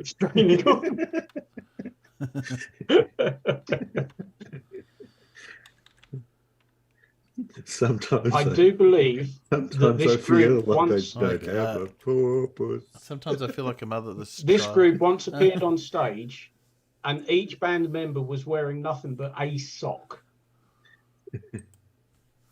I'm guessing it's under the bridge. Is that the name of the song? It is. That's the one. Yeah, I never really followed this. Yeah. I don't follow these. By guys. Hot Chili By who, Peppers. guys? Give it away now. Yeah. Hot Chili Peppers. Well done. Yeah, the Peanuts. The Peanuts got that one. So Yep. Hot Chili Peppers. Now. I love the video clip of this one. No. I reckon the video clip of this one's good. That's no.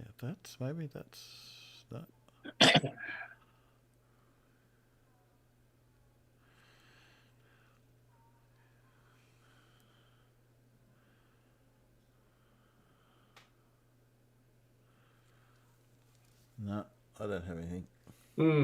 Not leaping out at me, that one. No. All right, give you some more.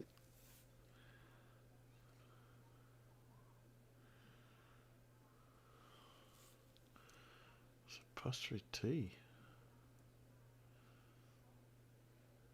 This one's a harder one. All right. That's why I gave you 3 lines.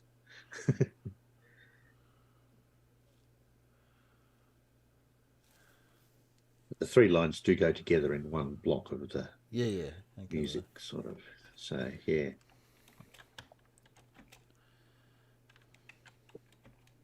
Which words start with an apostrophe? Well, I can think of a few words that start with That's what I was trying to apostrophe.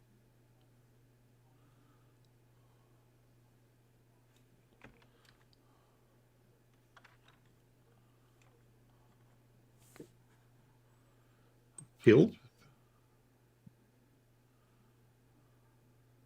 Bout.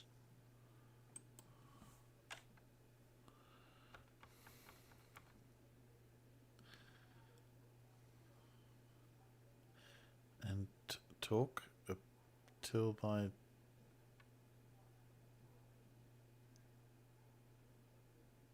something sky. New.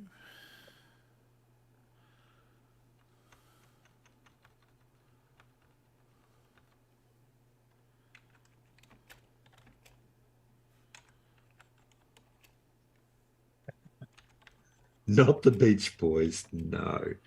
Not the Beach Boys. The Beach Boys. It's quite about as far away from the Beach Boys as you can get.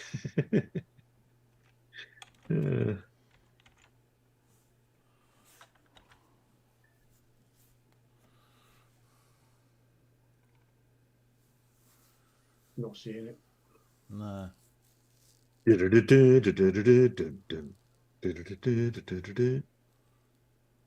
Oh God, not that. Yes. You know which one now? No, I don't, but Farmers probably does. Now, give the Peanuts a chance now that they've got a clue. Yeah. Give a chance. I'm not even close to it, I don't think.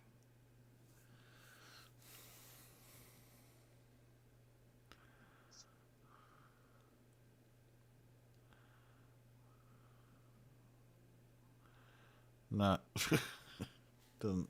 No, it still doesn't ring a bell. You don't. And I've even got the words. It's one of those classic songs about sex at school, basically. It is pretty much, that's it, yeah. Yeah. The words are quite lewd, yeah. The lyrics are quite lewd, yeah.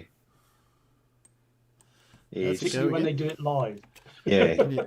It's some of the words get changed a little bit. Yeah, they do, yeah. Sing me a little bit there, Paul. It's a band called Devo. Band called Devo. And the song is Walk This Way. Aerosmith. Oh, Aerosmith, sorry. I was going to say Devo. I don't think it's Devo. Yeah. Farmers would not know Devo. Yeah, Aerosmith. Aerosmith did it originally, and then they got fame again when they did it with Run DMC. Yeah. In the 80s, because the original was 1970. Christ, I can't remember. But it is basically about shagging. Yeah. All right, next one. That's it.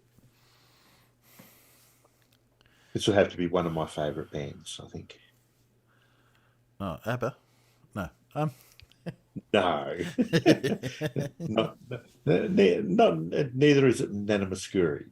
Yeah, and just for a bit of distraction, did you hear that because next Eurovision was going to be back in Sweden, they asked, I think Bourne was on, oh, is ABBA going to get back together? And he said, no. And I said, you sure? He says, if I say no, it means no. Yeah. Why do you think they've been touring with holograms? Yes. Apparently the deal amongst the 4 of them is one says no, it all means no. It's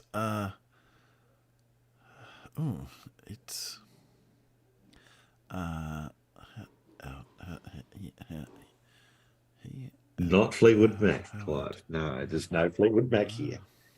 Not today. No. This is. I know the band. I'm just trying to place the track. I'm guessing it's the mother's son or something at the end there. Love in must it's Oh, maybe it's not who I'm thinking of. I'm trying to get the how. What word just fits in with how? 3-letter words. H and out, and fits in with the rest.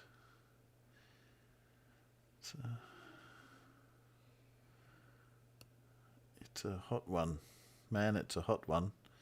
Love something is from the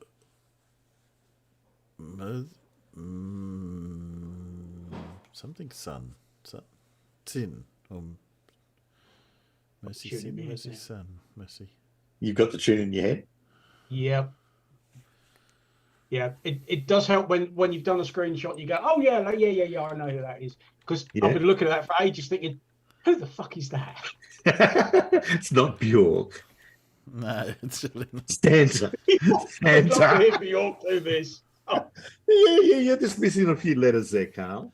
I think it's. I mean, Satan. It's close. Satana. Not Satan, but anyway. It's neither Satan nor Satan. Or Sultana. Or Sultana. Well, you're in there. There you go. Finally got it right. Santana. Yeah. I don't know if I know this song. Smooth is the name of the song. But Smooth. No. Yeah, that's right, man. It's a hot one, like 7 inches from the midday sun. Yeah. Smooth. Classic song. Yeah. Yeah. But I haven't heard that in a while. Good song. Yeah. All right. That one. My Spanish Harlem Mona Lisa. That's the one, yeah? Yeah. It's a smooth track as well. I have heard the song, but I didn't recognise it. Okay, moving on. Oh, this is one from the past.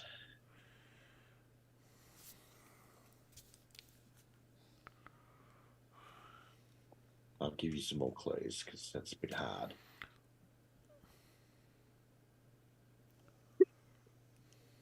This one's not going to go over so easy.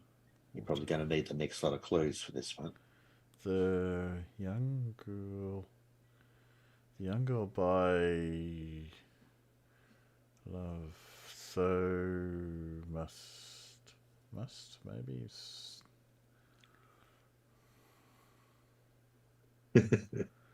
Yeah. No sultanas. No dried grapes. No. Is it something? I just wish I had a brain.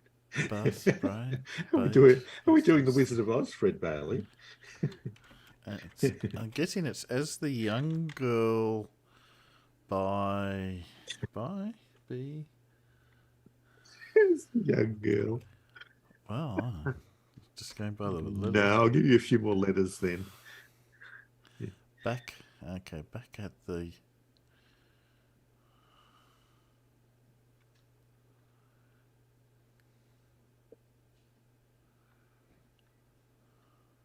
Tricking by the Firm. Oh, that was a classic song. I remember that. Fingers on the starboard bow. Scrape them off, Jim. Yeah. We come in peace. Shoot to kill. Shoot to kill. Shoot to kill. I love that song.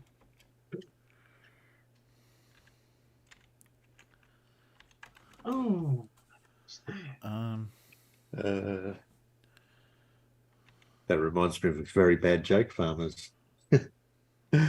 What's the difference between toilet paper and the Starship Enterprise? Go on. Nothing. They both circle Uranus looking for Klingons. Very good. Is a song? Nah. Running on empty. No.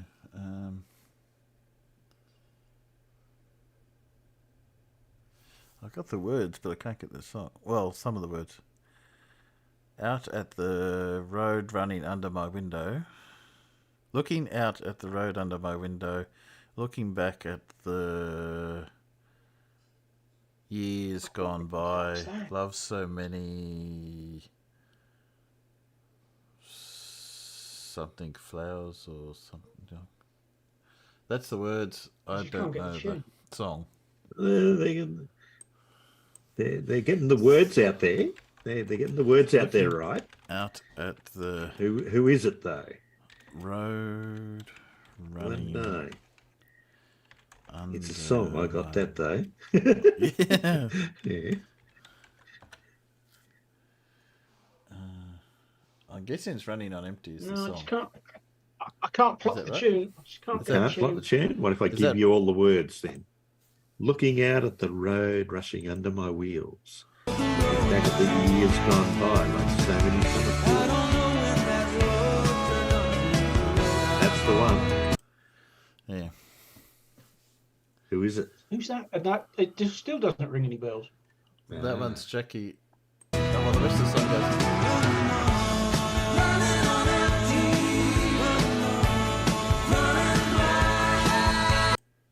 That's the main lick. So you got it. It's called "Running on Empty" by Jackson Brown. Yeah. Come on, peoples, that's a classic. I've no doubt I've heard it, but it just doesn't. Jackson Brown is not. I've heard it about a million times in movies and stuff, but I've never known who's done it. Never. Yeah. There you go. There you go. All right. Okay. Next one. I know Farmers knows this one. She's... Yeah, I'll keep Stum on this one. Yeah. She's... He tried this out on me. Was it yesterday? Yeah. The days are blurring. Blah, blah, blah, blah, blah. She... No bells here. No. She's... Was... She'll... No, she's... Got... She's got love. Has to.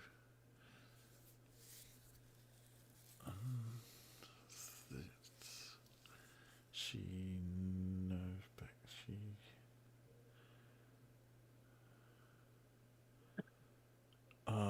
Has to. No.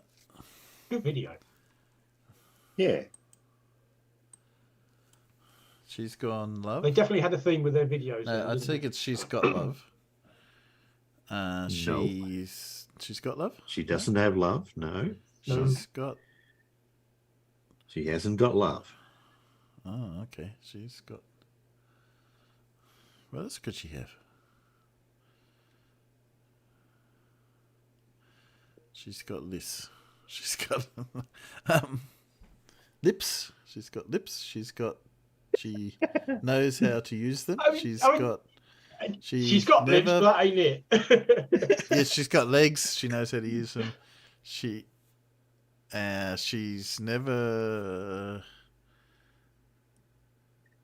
She knows how to... Something them. What's the last one? ZZ Top. Doing test. They know who it is. It's ZZ Top. Give the names. And the song is called Legs. That's right. Yeah. Oh. Legs, Timbo. Legs, not lips or.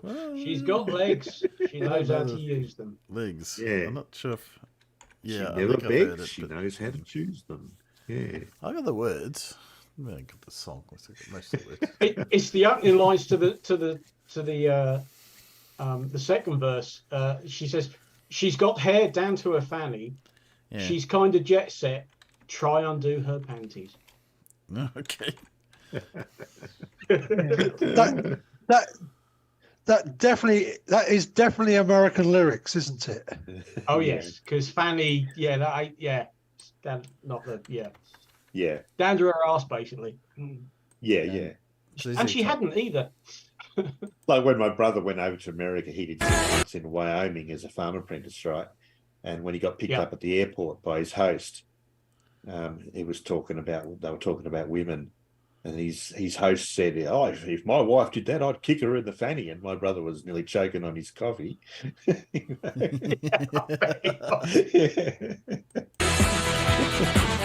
has a different meaning there. That's the one. I know it from that riff. What? That was the song, Legs, that I just played. Yeah. What's this one, though? You are something or other. What can you... I was going to say P, but I don't think that's it. Can you... Yeah. Can you put your... Come on, Timbo, you've nearly got enough there to get it. What can you put your... in your... only? In your... Can you put your... Hopefully that will get somebody some further away. You know you are a driver? Will... What? No, not will, obviously. Can you put your hands in your... in your head? No, that's not right.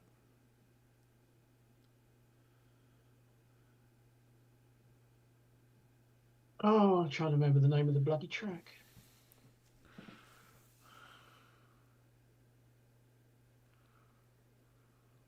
Well, the first word would give that away. Yeah. I'm getting... It's not driver. It's not driver, no. No. Oh, that's funny. I'm just singing the song now with driver instead of the first word. Can you put your driver? hands... Oh yeah, I see it. Yeah, I you see know it. you are a Yeah. driver. Oh no! I know the tune. You know the tune, yes, you do. What's the song and what's the group? No, I can't get driver out of my head now. Now that you've sung it, that's sticking in my head. What's the first word really, Timbo? That's what I can't do now. I'm trying to get it. There you go. Someone got it? Dreamer. Yeah, Turing test has got it. Yeah, well done, Turing test. Dreamer by Supertramp. Yeah, Clive, I did think Dinosaur From first Crime up and Century. decided no, that wasn't right. Oh, well, that was it. That was the last one. No, that was Sorry. very good. Thank you very much. There you go. That's one of those where the second line gave it away, because when you work out that it's put your hands in your head, oh no, then you, oh well, that's Supertramp. Yeah, that's right. Yeah. Yes, I won't need to play one. People know that one. Yes, thanks for that, Paul. That one was very good. They are very welcome. fun. Yeah. Might have to go down one of those YouTube tunnels later on where you start listening to music and it throws up suggestions. You go, oh, haven't listened to that one, you know what, or that one, and then before you know it, an hour and a half's gone by. Exactly, that's right. Yeah. And it's 1 o'clock in the morning. It's like, why am I tired? Because I'm still here listening. And to why are the music. neighbours banging on my walls? I do that all the time. Oh, I haven't heard that one in ages. It keeps making suggestions. Yeah. That's what drives me mad is I get stuck listening to Gems or someone and you get some idiot like Sin Cleanser or something on there and you realise you've been listening for an hour to absolute ridiculousness. You think, why do I do Sink that? Cleaner. Yeah. Sink Cleaner. Sin Cleanser, whatever his real name's meant to be. Guy who can't read past the first line of his own post. Yes. Just looking at that photo, I've seen Metallica. I've seen Pink Floyd in bits, not all as Pink Floyd. And I saw the Police do their last ever UK live. It is irrational to believe that they are. Yeah. At Hyde Park in... I can't remember when. I've seen Metallica do a shortened set, but it was like four songs. Yeah. And that wasn't even the that wasn't even the best thing I saw at the gig. Okay. No, this particular gig, Metallica headlined, and they've done all their bit, and it all goes quiet, and everybody's screaming for more. And they've got one of these platforms that comes out from the stage into the crowd, and there's a mic stand on the end, and the spotlight comes on, and there's just Hetfield standing, and he just went, "So fucking what?" And it just, the whole place exploded because they like to finish with "So what," which is a tad crude, shall we say? Yes. Yeah. It's like the what's that song? I can't think of it. Doesn't matter. It's a famous Australian song. Where the crowd likes to add their own lyrics. Anyway, there's a few of those. Now, Most of AC/DC with such classics as "It's a Long Way to the Shop If You Want the Sausage Roll." You're thinking of the Angels with "Am I Ever Going to See Your Face Again?" Yeah, that's right. Do you ever watched Upper Middle Bogan? A little bit. Yeah, there's a scene in there where the daughter does the bassoon or whatever she does, clarinet, whatever, and does the piece to that. Yeah. It's one of my favourite. It's quite good. Moving on. I found this from Bev. It is irrational to believe that the Earth is a globe, i.e. spherical in shape or approximately spherical. I've said this about the 5th time, and to believe that level is horizontal. I would agree with that. Yes, it You would is agree. It's irrational. Yes. So if you believe that level is horizontal and you're a rational being, you'll disbelieve that the Earth is spherical in shape. Correct? What if you could prove that level is horizontal?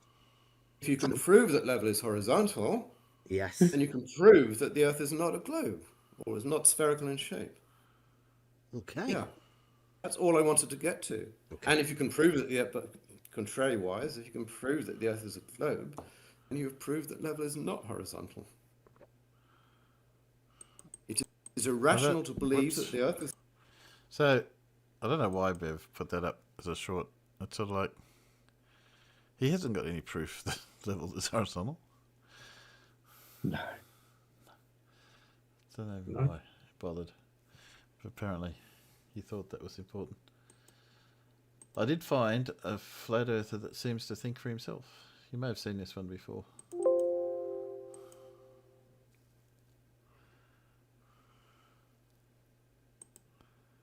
Oh, Jesus. Are we talking about Del? That's the end of your argument, Del. Yeah, not all things go down. Some things go up. But as a phenomenon, we can explain why. Yeah? And as for, it's the density of the item. No. It's the density of the medium with respect to the item in it. Relative density. You don't even understand the title by the sounds of things. No, it's very specific. It's in the name. Relative density. And then disequilibrium. That would be the vector described in the phenomena. So we can categorize and disseminate our claims, which aren't necessary. So this is to address these types of claims. So as we know, when we have the object, which would be this containment, with the water, which is a set density. Is that Del I can hear? Object it is. within it, which remains a consistent density. Remains a consistent density. Then this is the effect that we I have a feeling this is an old one, but relative appeared again, density so I must have posted it. disequilibrium. You know, the relationship between the object and the medium that it's within, and we get that motion vector, and that's the question: how is that the case? So, as we can clearly see here, you know, then there we go. We have relative density disequilibrium. You know, nobody is disputing that fact whatsoever. Right? The fact that we're disputing is that, you know, the claim, again, it's the same vessel, the same density of medium, the same object with the same density. Yet, in free fall, when no longer connected to the Earth, your relative density disequilibrium ceases to be. Why do we continually avoid and evade, misrepresent the bare fact? This is the same with an air bubble rising or something buoyant rising. It ceases to move in free fall.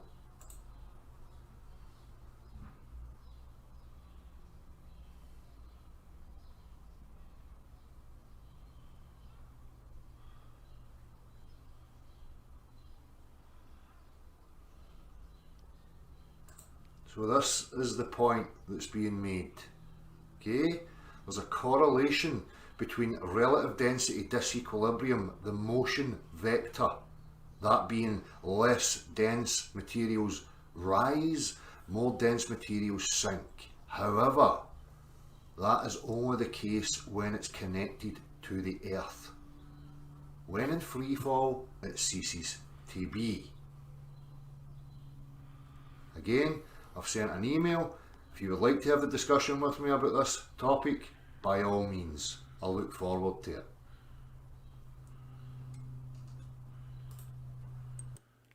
Now tell me, was that an old video? I think it's a recent one, actually, because Jem was talking about it too. So. Yeah.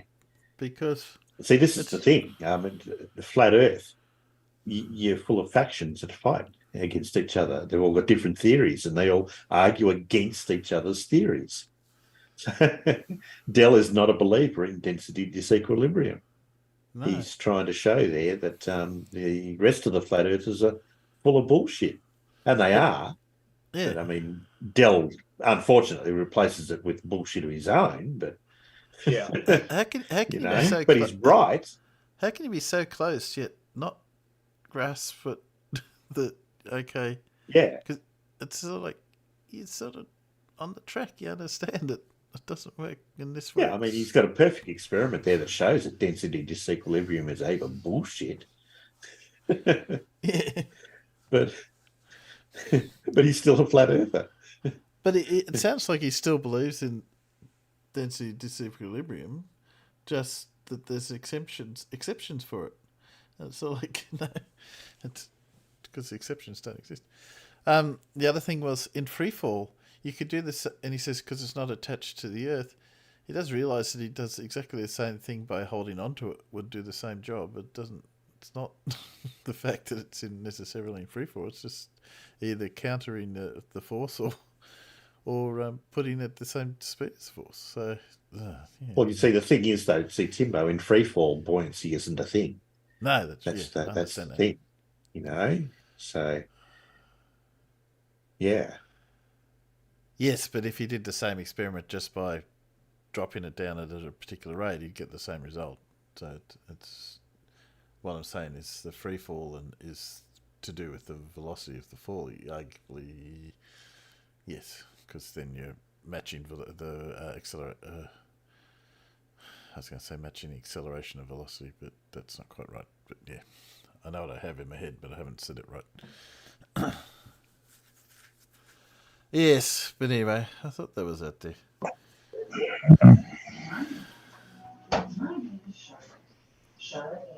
You tell me to say on that, Blue? Yep. Okay. I got a bit. It was very not a lot of stuff out there at the moment. This week, at least not a few days since we had the other one. I had what have I got up here? We had the Rethinker. Oh, we did have a CC. Did you see the CCs came around the other day? You know the theory yes, don't do slip sliding away next week, Paul, because now we've all got it in our head. Where'd he go? Lost him. You know the theory destiny. Good morning, good evening, good afternoon, wherever you may be. CC here, Chris, from New York, Westchester County. It's 5/21, 2023. You know, I mean, this is so obvious, this shit. You know, I mean, I can't believe nobody's even brought this up. I mean, this is like the scenario of the chicken or the egg. Okay, what came first, the chicken or the egg? Neither. We don't know, and we never will. But what came first, water or ice? Tell me, what came first? Do you know? No, you don't. Yeah, No, you don't know what came first. Sure, the scientists will tell us water was created by our clouds in storms. That's where water came, and just clouds. Clouds were there first, and then water came afterwards. That they all right, another one for that one. But water was created here on this supposed Earth that we live on, of billions and billions of years of rain, and that's what created water. Which What?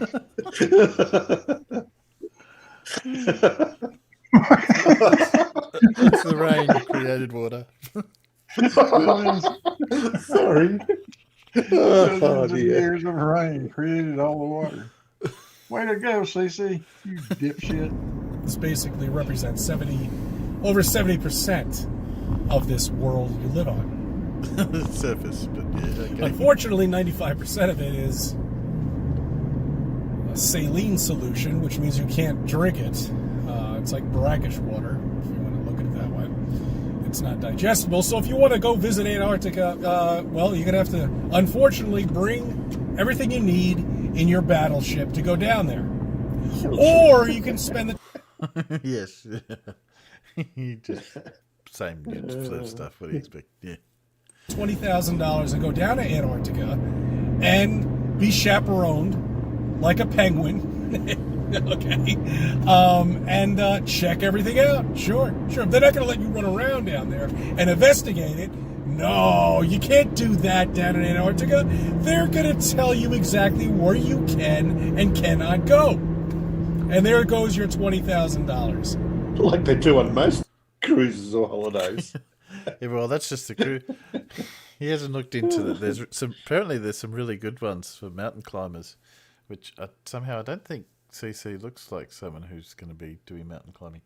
No. Except where they set up a camp. It's not quite at the South Pole, but it's a bit further inland. The only treaty that has ever been signed that every single country... This one gets me. I hear this statement a lot. Not every country signed that treaty. I think it's like... No, not by a long shot. I think it's like only 12 countries signed that treaty.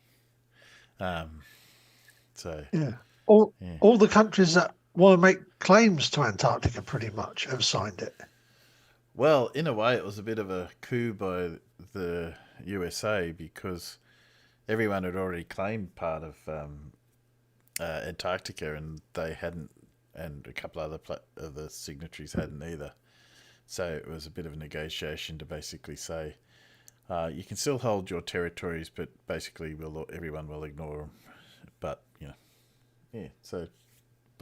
it still worked out well. It was the 12 countries who took part in the first International Geophysical Year that was 57 to 58. That's why there was originally 12 signatories. Yeah. Every country in the world? No. Originally, 12. 12. Yes. 12, yes. It's a bit of a difference. Just a tad. Just a tad. And even then, some of those have gone against the rules, but, what do you do? There's not any police force down there. That we live on is an agreement. You can't go down there. You can't do anything. You can't own this land. Meanwhile, all this land is being fought after that I'm driving by right now. Somebody wants to buy that land and open up a 15-minute city. Somebody wants to buy this and open up a little, mansion over there. But yet, nobody has ever touched Antarctica. Can you imagine opening up a little strip mall? Except for all the people that have been there. Yeah, except for all the people who've been there. But can you imagine opening up a little strip mall down And there? are still there. You're going to get a lot of passing traffic, aren't you? Back to water. Sometimes I get in these little tangents. What came first? The liquid H2O or the ice? But if ice came first, then doesn't water have to create ice? So what came first? Think about it. I think of something important in life. What I love is he doesn't give an answer. It's just look at this. Right? Okay. What about steam? Does that exist too? Is that in his parallel world? Maybe that came after water or ice. Obviously, water or ice had to come first. So, yes, that one was particularly off the planet, really. Is it me or is Timbo really, really quiet? Am I? He's gone really, really quiet. He's gone mumbly. Oh, how can I be That's mumbling? why. I'm talking directly into the microphone. There you go. That's better. I can even turn myself up a little. I got this brand new microphone. I got the full deal now with the shock absorber and the boom arm and the whole lot. So. Of that, I have no doubt. It obviously needs fiddling with. Well, somehow I don't think the boom arm and the it's not called a shock absorber. What's it called? Yeah, whatever it is. What they say, Timbo, you can buy the best car in the world, but if you can't drive, no, that's right. I'm not sure why I'm going quiet. That's the trouble is I can't hear what it sounds like, so I need people to tell me when it's not working. So yes. Well, let's see. What's the time? What else have we got? Well, it's nice to see he's still as relevant as ever. Yes. No, hang on a minute. Not relevant. not at all. You know how people were going the flat earthers were going cook at each other? I did find this one. Hang on. I think this is what I think it is. This was from a couple of weeks ago. We never got to it, so come on, get rid of CC. I think we've had enough of him. You gonna go? No.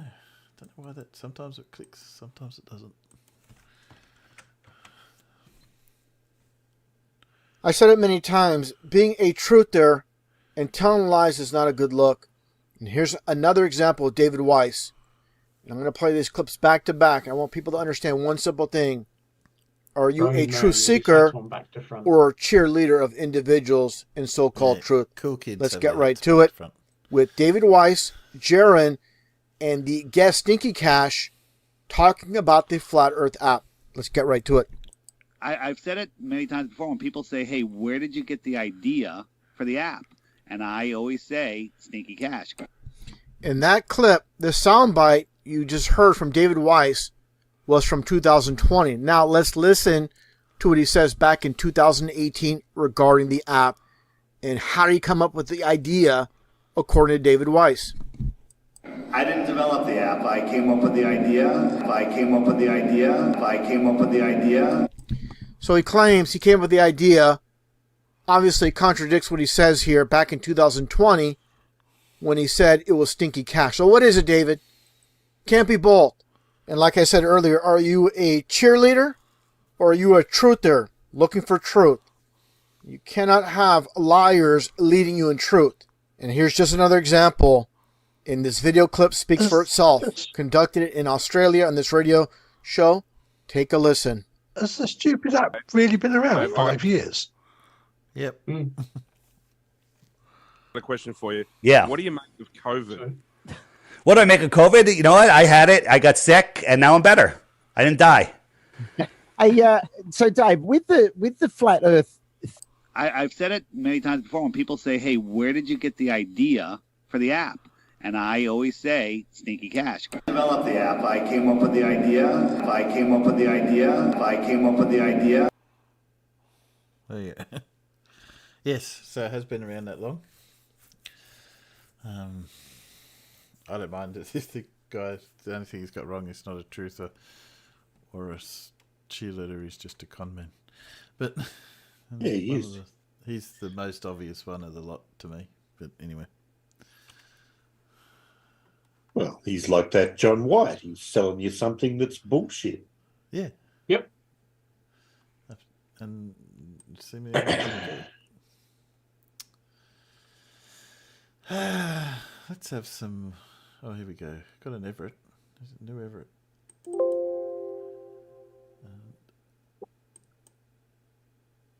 Just for a bit of levity.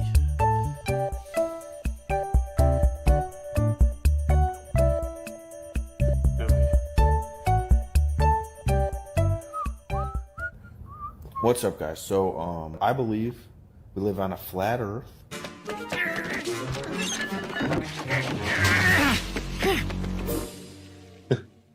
So, if we live on a flat Earth, I'm not here. You're not seeing me. and I'm trying to convince you of that, I need to show you proofs of that, right? I insist. If you insist. So, the biggest proof, honestly, that you'll ever see, which is just, it's so transparent. There's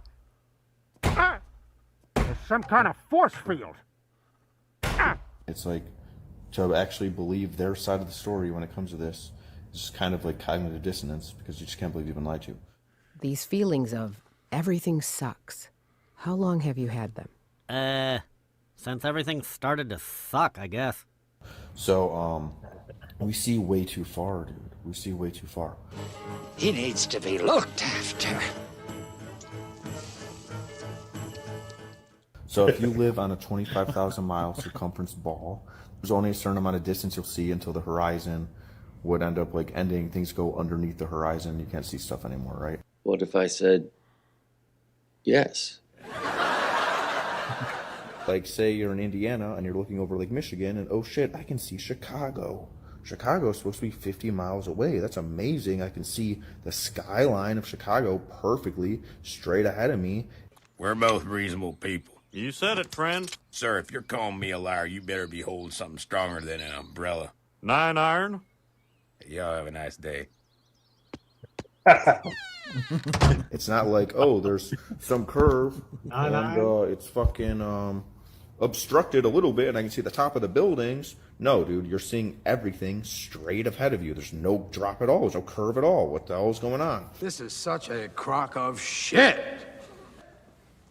What a sham. What kind of a show are you guys putting on here today?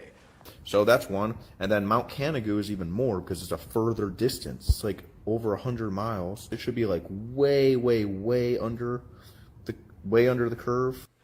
I'll bet you were up all night putting that sentence together. You must be exhausted. Why don't you sit down, but not too hard? You don't want to crush your brain. But you don't just see, oh, we just see the tip, so it's the Earth must be curving. No, you see the whole fucking thing, like you saw the Chicago skyline, straight the fuck ahead of you, perfectly on the horizon. Super dumb and fun, like me. What are you doing with the dumb ray? I'm holding it. Get dumb, motherfucker! Please don't make me dumb. None of my podcasts are gonna make any sense. If you're dumb and I'm dumb, then we can be dumb together. That plan is dumb. And they tell you that, oh, it's just a mirage, like, it's just an illusion, dude. To you, I say, stop whining. Just being shifted up there because of the light at different angles, because of, like, moisture in the air and stuff. You're sad that people are mean?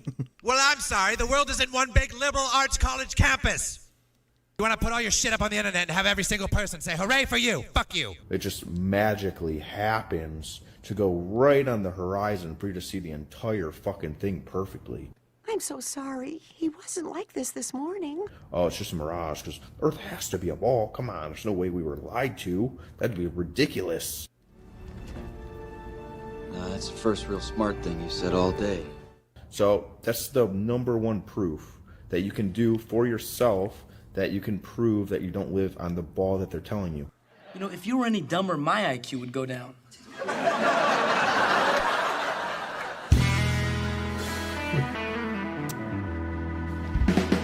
Yeah. They're still out there. Yes. I hate to tell you. It's still out there. They're just hiding. Well, hiding over on TikTok. Just never go there. Paul, did you say you had another little I do. quiz? I do have another one, yeah. I do indeed. indeed. 30. It's probably a good time for another quiz. We haven't seen much of Matt lately. While you get that ready, Paul, and Matt did do a little live stream, and Stage. That'll wrap up. Decided not to play the whole 4 hours of it, so I'll just play this last bit, and we get to watch the rocket launch for anyone who hasn't seen it, because I got to admit. Oh, that's right. Yeah, because I sat there one whenever it was. It's gone live, and I looked at it and thought, I don't launch for another 3.5 hours. Yes. I went off and did something else, and by the time I remembered, it launched.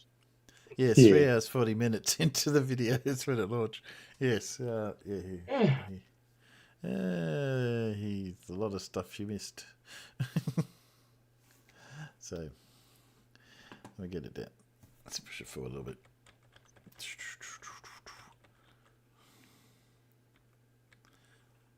I did find it. Matt put this up at the wrong time, covering up the.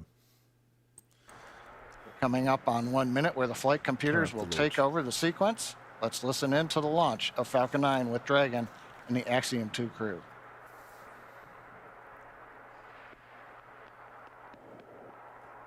FTS is armed. Falcon 9 is in startup and is now controlling.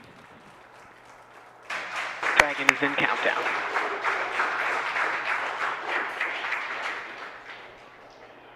Still reckon they're the goofiest looking space suits ever. Dragon, SpaceX, go for launch. They're welly boots. Yeah. Their spacesuits have got Wellington boots. Dragon, copy. Right. Go for launch. T-minus 30 seconds.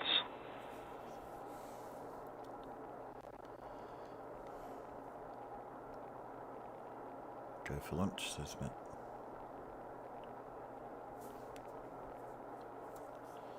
I like it. T-minus 15. Get the excitement. T-minus 10, 9, 8, 7, 6, 5, 4, 3, 2, 1. Engines full power. And liftoff, Falcon 9. Go Axiom. It's 1 Alpha. Copy, 1 Alpha. Together we expand what is possible in low Earth orbit. Ad Astra and Godspeed AX2.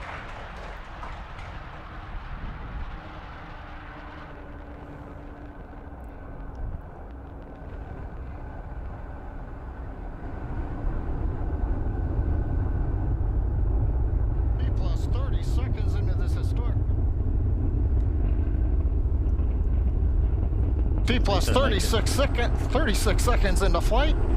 A great view of Falcon 9 heading to space. Power telemetry is nominal. Stage 1 throttle down. Power telemetry nominal. We're into the throttle bucket. The first stage is throttle down power on the Merlin engines in preparation for max Q.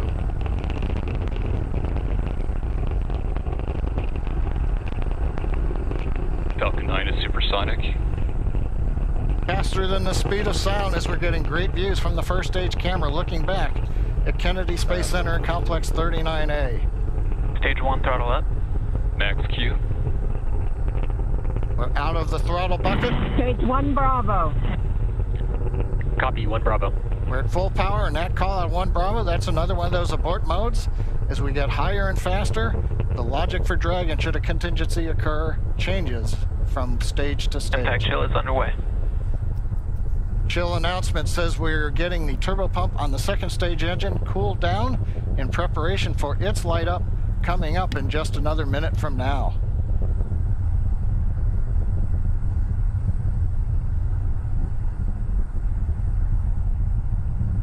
Again, great views looking back, and you can see the contrail as we left 39A and the shadow of the contrail against the cloud deck around. Forward a little bit. Commander Peggy Whitson continuing to call out the abort modes.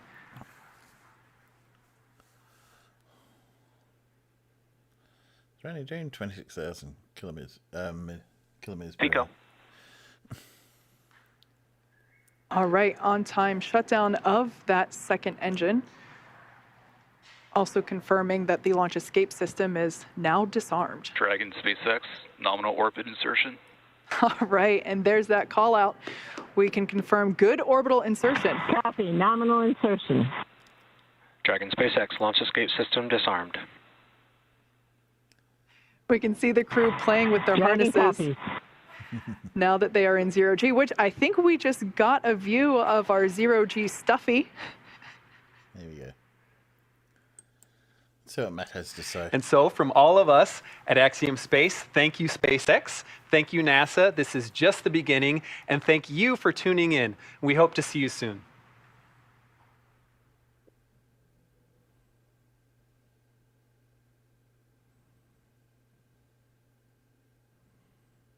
Matt, we can see you. Matt, over here. Would help if I actually had my microphone on. Well, there we are. Axiom 2 are now on the way to the ISS. I just want to thank you, everybody, very much for coming. Dora, as always, George, Brian, who else did we have? Oh, Dart, of course. I did see you come in there, Dart. Rich, my son, Cat Manny. That was my son, by the way. Judy Bassett, as always. Who else do we have? Rich, we all mentioned. Yeah, all the usual suspects. Thank you very much for coming to watch. If you're new to the channel, please hit the subscribe button below. I also keep saying hit, and I keep telling them off saying that. Heat Shield, thank you very much. Yeah, so please click on the subscribe button and click on the bell icon. Then you'll be notified when I upload more videos or go live as we have today. Hello, Cat. So, yeah, without further ado, I just want to say thank you again, and I shall see you the next time. Thank you.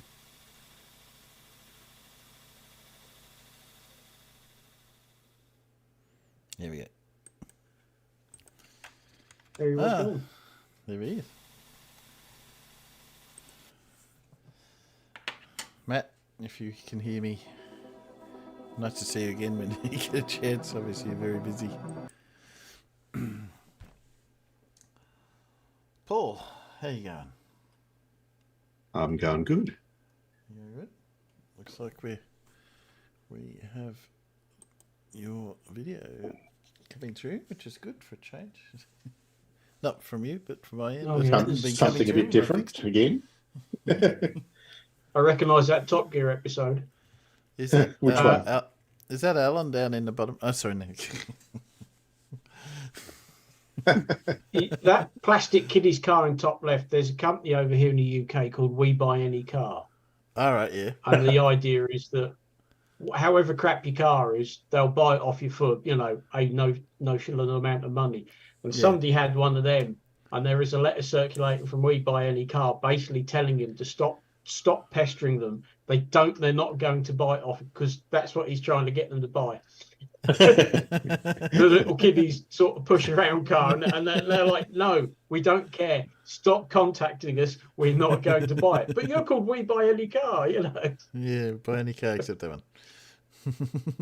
So all you've got to do, literally all you have to do for the next 10 slides is identify the car. Okay. Ooh, okay then. By looking at the dashboard. Dashboard. So that's a B double. That's a B dub. Is that right? Which one? Yeah. The It's one that Herbie. looks like Herbie, obviously. By the 53 on the gear stick. It's got nitrous in it. I don't know. I don't think it's not Herbie. It's not Herbie. Okay. But you're right. It is a Volkswagen. Yeah. A Volkswagen. All right, but it's not. It's not a Beetle. Doesn't look stock. Because it's got stuff that wasn't in the original. It looks awfully Beatle-ish. Well, most of the early ones did, I suppose, look fairly Beetle-ish, didn't they? Mm. But it's not a Beetle. It's this beastie. Do you know what that is? That is a Carmen gear, isn't it? It is indeed, Alan. Well done, Alan Evans. It is a Volkswagen Carmen Ghia. Spot on. Good on you. I'm glad to see a right-hand drive one in that second. Next one. Anyone know what this is? Christ on a bike. Look at the state of that. I've had to, on a few of them, I've had to edit out a few things because obviously, you know, like you can't look at the logo on the steering wheel and tell me what it is. That's got to be a product of the late 70s, early 80s. I mean, what an absolute abortion of a dash. I'm going to guess it's American since it's... It's not American. No. No. I No. can see this being European. Even we're It's not got kilometres. stupid. Yeah, it's kilometres per hour, so not likely. It looks European. I'm trying to work out if it's as far it's Russian. so bad. I'd say it was British Leyland, but I don't think it is. It's not British. No, it's no, not but British. It's that appalling. It's got the feel. It's got the feel of a Russian car. So no. No, not Russian. Not Russian. What's that? Yeah, what is it? It looks ugly. That's what it is. What's with the what's with the air scoop over to the offset to the side? How more ugly can you make a car by doing that? It makes it go faster. And the Not tiny little spoiler at the back. It's not a Lada. It's a crime. It's a crime, says Gladwell. It is a crime. I'm thinking it's some sort of tricked up Fiat. You're at the right country now, Alan. Yeah. It's a 122S, 127S, whatever. I'm trying to work out what that logo is. Yeah, that's why I thought Fiat. What's the logo in the middle? That doesn't ring a bell. It's not a Lancia. It's a Mini. It's a Mini, not a Cooper Mini or anything like that, though. It's made by a company called Innocenti. Have you heard of them? No. Oh, they were big. Yes. They were fairly big in Italy. Yes. Yeah. Yep. No, never heard of it. Might want to look one of those up. Eh? No, I don't think so. There you go. Or not. I've already hurt Not my on the eyes. dashboard like that, I don't. I've already hurt my eyes enough. I don't think I'm going to look any further into that. Yeah. All right. Okay. Here's your next one. Oh. That's a bloody Citroen Citroen, DS. isn't it? Yeah, Citroen DS, I think. No, that really is an appalling dash. I mean, the steering wheel. I mean, Tiny Captain thinks a Renault. not only one person came up with that, but a committee would have approved that. I mean, look at it. Look at the speedometer with the bubble magnifier. Always it's 0. Yeah. Yeah. I know. Awful. Looks like a big loose tongue hanging out of the dashboard, doesn't it? The steering wheel. That is the car. Yeah. Right. That is a DS, isn't it? It's not. It's a GS. Oh. Okay. But you were close enough, Alan. I'll give that one to you. No, it was a bloody Citroen just from that. Yeah. I mean, Yeah. Once you've seen that, you never forget it. Oh, Exactly. Ooh. oh my word. Oh. Is this a concept They're just car getting or- worse. How do you? Is this a concept car or a production car? I think that gotta be is an Late 80s, Aston early 80s. Martin.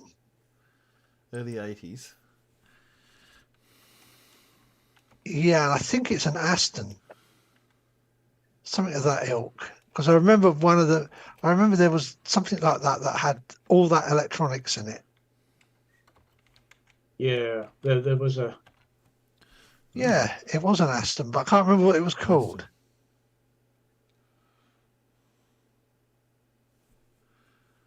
Was that called a Lagonda as well? Yeah, that's the one. Yes, Well Lagonda. done. Yeah. As a team, very, you're very working great. expensive and shit. Yeah. A touch of cars, says Fred. And of course, none of the electronics works in them anymore if they are still on the road. No, Yes, that's they'd right. have all packed up and be very expensive to fix. Yeah. Ooh. Yes, solid state. Solid state. 200. I like the speed. I'm sorry, but no valves in this 288 one. miles per hour. 288 miles per hour. Do you think they might give it away? Yeah. Notice it's got the convert button for the miles or kilometers. Roads where we're going, we don't need roads. We don't need roads. It ain't going to run long enough to get there. Because it's going to pack up. Is that a Trans Am? No. Not a Trans Am, no. You don't get the references, Alan?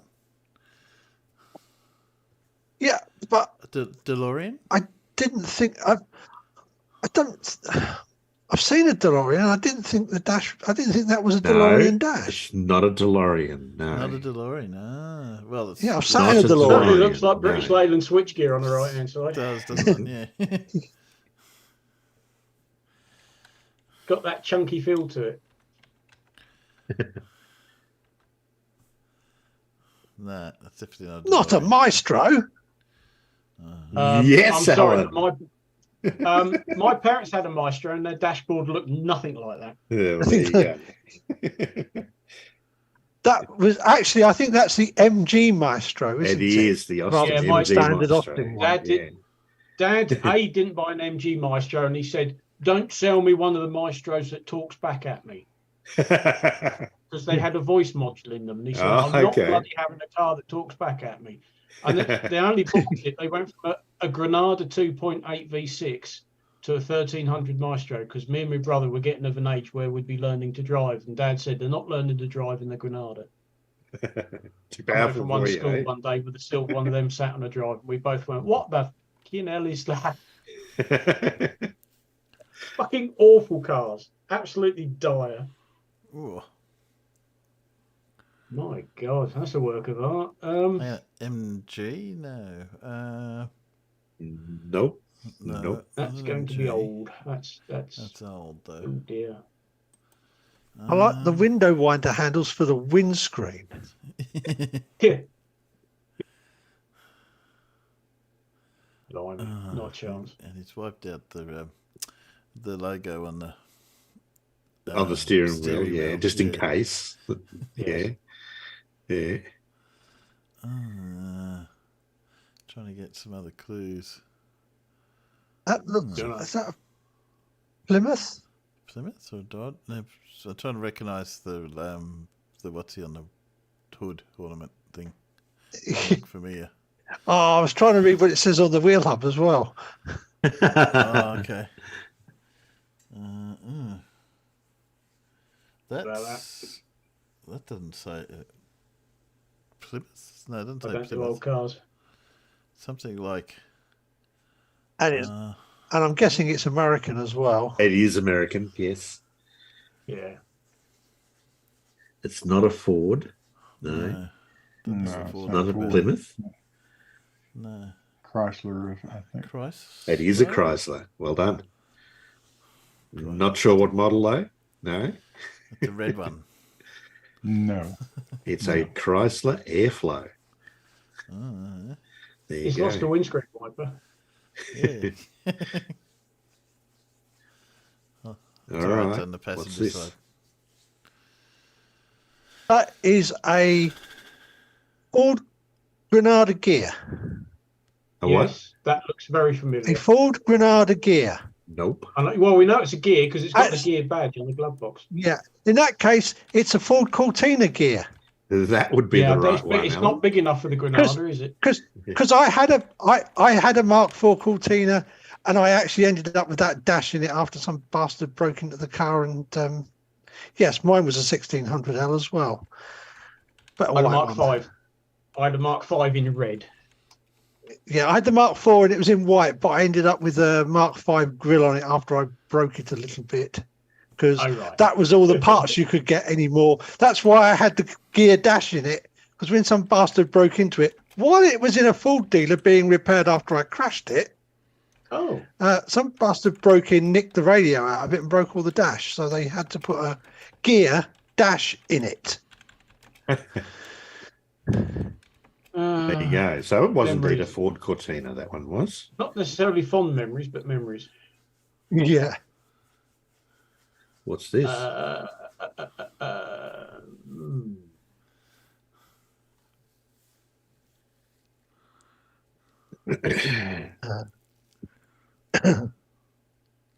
I'm guessing it's the dashboard Might of a be car. a Vauxhall. Not a Or maybe a Vauxhall. Holden. No. No, it's not Holden. It is probably British or Australian because obviously it's the. It is British. Yeah. But that's just because the steering wheel is on Standard? the right hand side.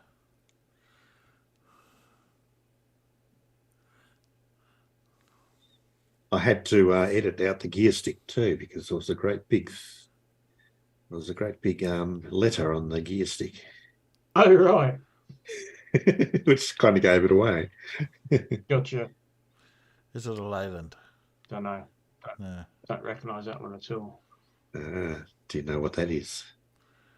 It's a V8. Oh. It's a Stag. Rover. No, it's not a Stag. It's a Rover. No, it's not PA. a Stag. It is the Rover badge, isn't it? Yeah. It is a Does look Rover. It's the bit like Rover a Stag. I'm pretty sure it's the P8, the forerunner of the SD1. No, it's not the P8. It's the P6. 6. Yeah. There you go.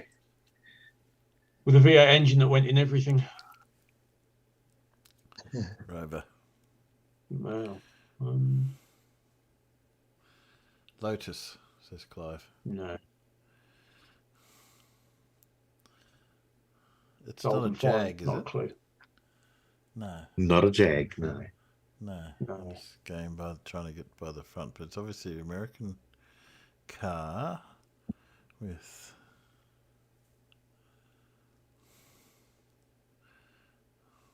No, got no clues. Claire. Claire. I don't know. I don't think that is American because I think that speedo's in kilometers per hour. Okay. Because it's you're not British. going to find very many speedos that go up to 220 mile an hour. Nerd alert. I discovered a pattern. They're all devices that go from A to B. That's right. And accelerate and decelerate.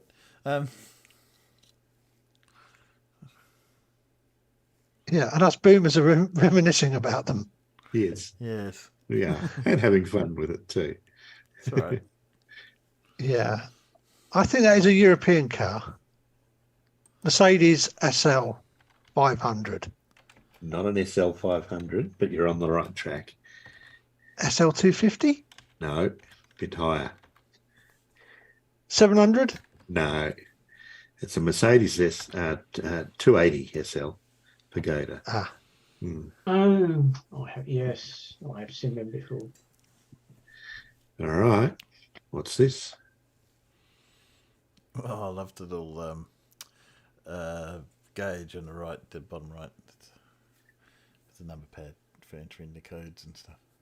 It's a BMW. It's an M5 probably. No, it's not an M5. M3? Nope. M2. Whatever M2 they make.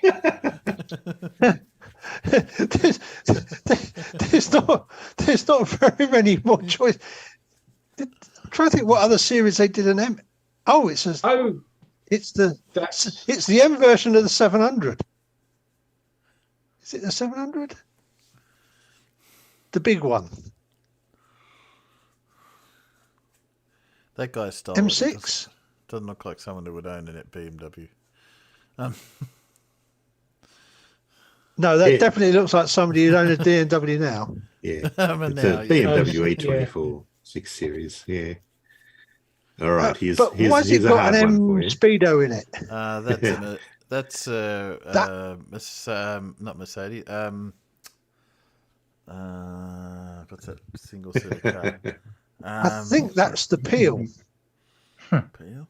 Yeah. It's like something Saab would do. Oh, it's not the thing that Clarkson folded himself up into, is it? No, sorry, that can't be a Peel because the door opens, the front opens on the Peel, doesn't it? Messerschmitt? No. Red Hill. Yeah. Oh, what they call it? Alan is correct. It's the Messerschmitt. Messerschmitt. Yeah, I never had a plane name, Messerschmitt but I couldn't think of it. KR200. Yeah. Well done, Alan. One of my dad's mates apparently used to have one of them, and he carried a spare engine around in it.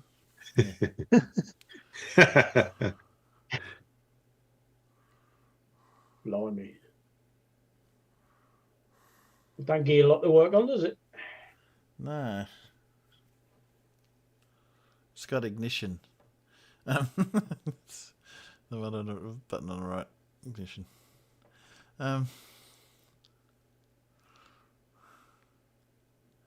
It's green and white vehicle that goes to. No, I haven't got a clue. No? But I haven't got any of them right, so. The hell is that? Ford Zodiac. It's a Zodiac, yeah. Really? Yeah. Ooh. And it looks like a Zodiac driver in it. So. Yeah. Ford UK jobby.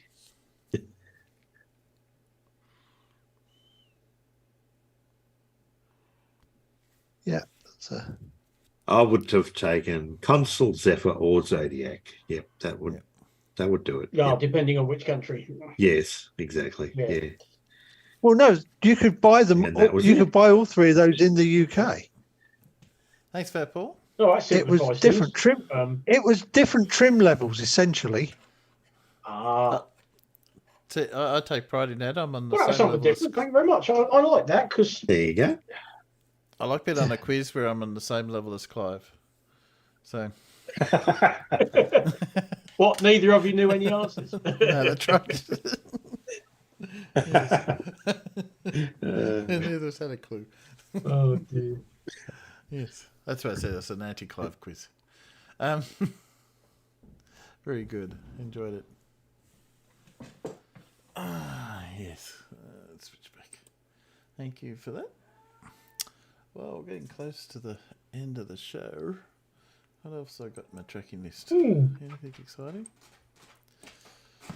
Oh, dear.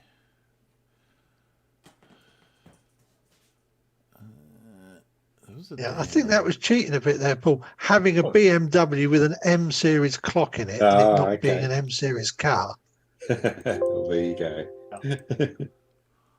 And of course, the flat Earth fail compilations are some. Yeah. Sorry about that. Yeah. Sorry, farmers. You know, you're looking at a Ford when there's a gear badge on the glove box. Yeah. Do you know that the DeLorean? Yeah, that needed to be at least a foot wider to be a Granada. Those things just seem to be. Yeah, well, I've had a Mark II Granada and a Mark IV Cortina, so I've basically had both. It was a gold-coloured 2.8 Ford Granada gear registration BBJ22S.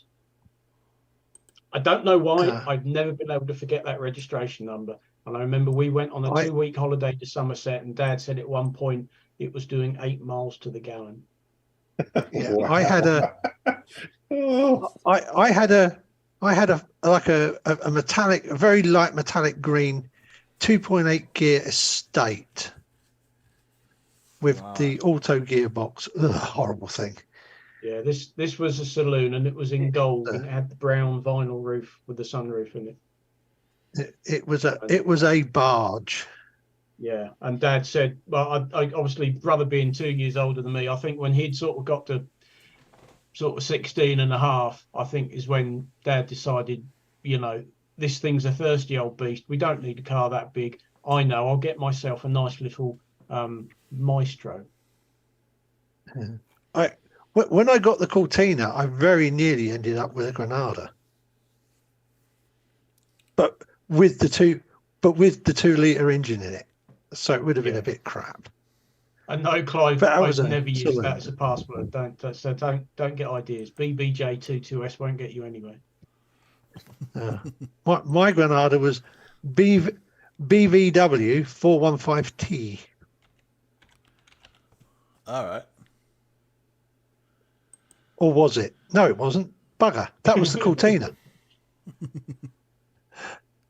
That was bloody Cortina. Can't remember what the Granada was now. Most of my registrations are lost to the mists of time, but for some bizarre reason, that Granada just stuck. I don't know why. Yeah, I remember the Cortina. It was the second car I had, but it's the only one I can remember.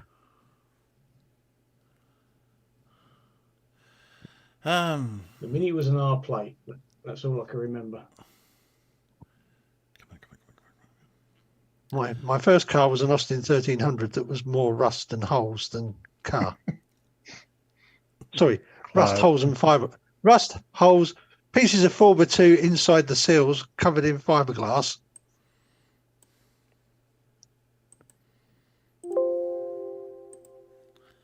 Yes. Alan, you mentioned the new the AI that Adobe Photoshop's got.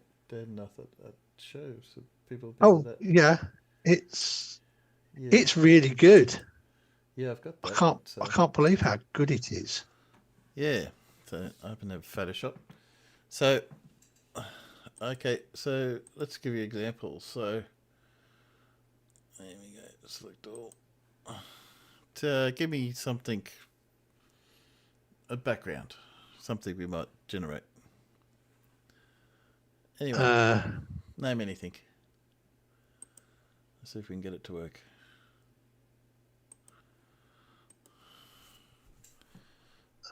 I'd got one. Okay, let's go with desert then.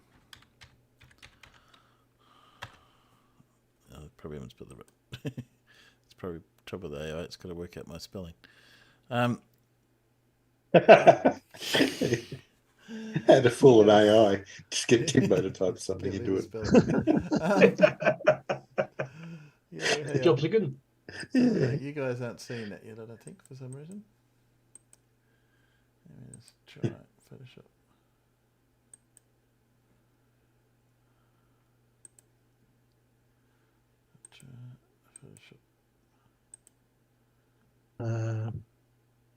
That's okay. I can say I could. It's all right. I'm going to do it this way, and it did this. Hang on, guys. Let me just put that. I'm just getting it to go to screen because it's not copying over the view for some reason. There you go. Okay, that was what it generated when I typed in desert. So now we can go. Yeah. Let's draw. Say here. And I was going to ask farmers, but I know what farmers are going to say. So he's going to say tank. Aren't you, farmers? It might not let you do that because it don't like firearms. It will. You can't do anything that's related to firearms against their terms of service. Is it? Okay. So I don't know what it'd be like with. You know, a sectional Dewey Waters or something. There we go. Tank. No. Tank.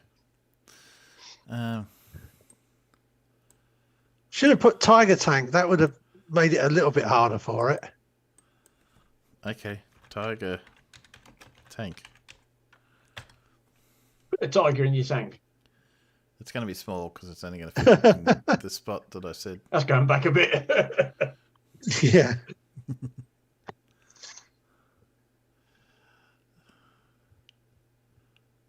Is that a Tiger Tank? That's not a Tiger Tank. Tiger Tank. Hang on. Well, let's check it. Is that a Tiger Tank? No. No. I gave it a poor shape. Okay. Now, one of the things you said before... Yeah, well, it's coming up with generic, tanks that aren't real, obviously. Yes, that's right. I want an orchestra in the desert, Timbo. You want an orchestra? Hang on a second. Yeah. Where will we put it? We'll get it, draw an orchestra here. About there. Now, Family Guy did that in Blue Harvest. And I'm going to spell it wrong because that's how you spell it. I didn't even think of that. That would be a bit of a challenging word for you. Orchestra. How are you going to spell it? I got ORCHESTRA. That is right. There you go. Bloody hell. I can't get it right from time to time.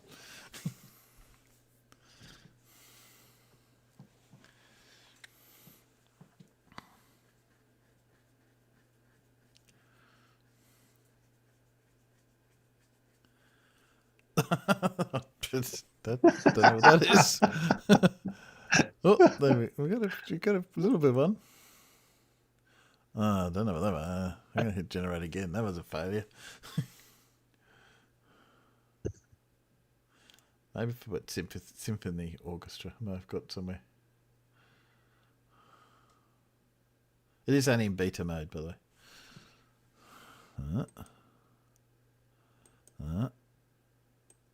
No. Okay, so failed on the orchestra. Oh, I beat it. You beat it. That's out of interest, though. I'm just going to come over here. Let's see if I put in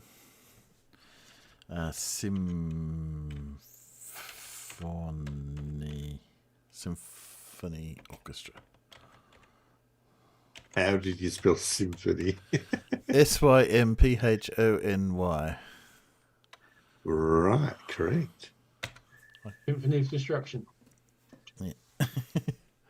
I know that because I used to work with a program called Symphony. That was like, you remember Lotus 123? It came out a little bit after that, and it had all of. It was a bit of a competitor to Microsoft.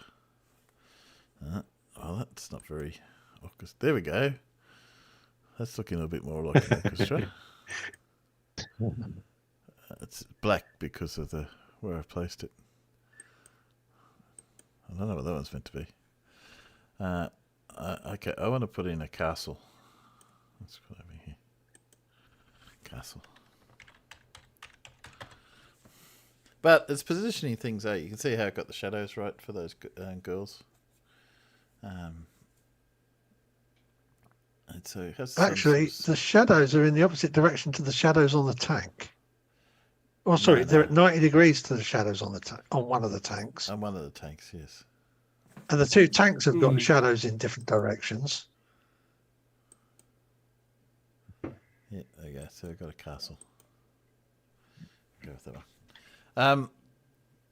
I don't know how it'll go. Let me just flatten the image. Because these are all smart objects, so that's a thing with them. If I delete half the image,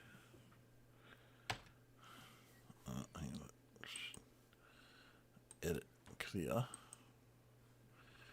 I can get it to try and fill in the image, which is the other function. You still need to remember to select the white bit.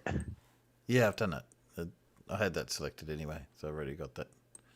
But then you're going to need to give it a rough idea of what will we give it. I'm going to say flowers, something completely different to what's on there. See what happens.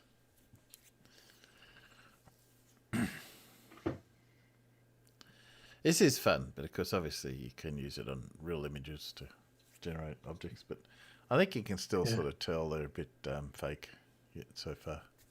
They're good, but they're not perfect by any means. Well, that's a flower, but it doesn't fit in. Well, I've got one to show you in a second. Yeah. Well, if you want, you got it. You want to share it? I can. If I may share. Yeah, sure. Share. I'll just throw the zoom back up. You seeing that? Yep. Oh yes.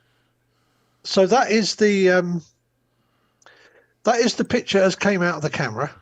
Yeah. As you can see, it's a bit on the piss and what have you. This took me like 15 minutes. Yeah. Wow.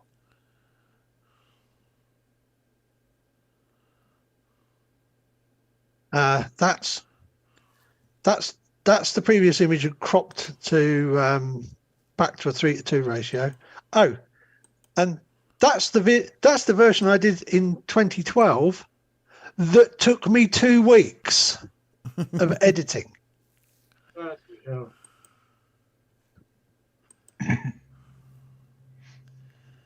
Because lots and lots and lots of use of the clone tool.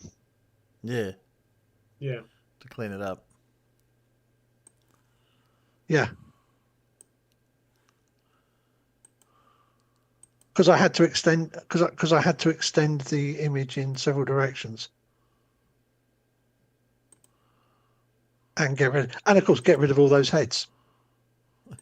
Yes. But that was like 20 minutes work. Because you don't have heads. Once I figured out how to get the tool, and I didn't even put any prompts in for that. I just stretched the image out and used the crop tool to pull it outwards to get some white around the edges, and then individually selected like the bottom, the top, and then the two sides, so that it wasn't trying to do too much at once, and just let it have at it. Yeah, well, it's got. That's the thing with the what's in now. See, I've just captured your image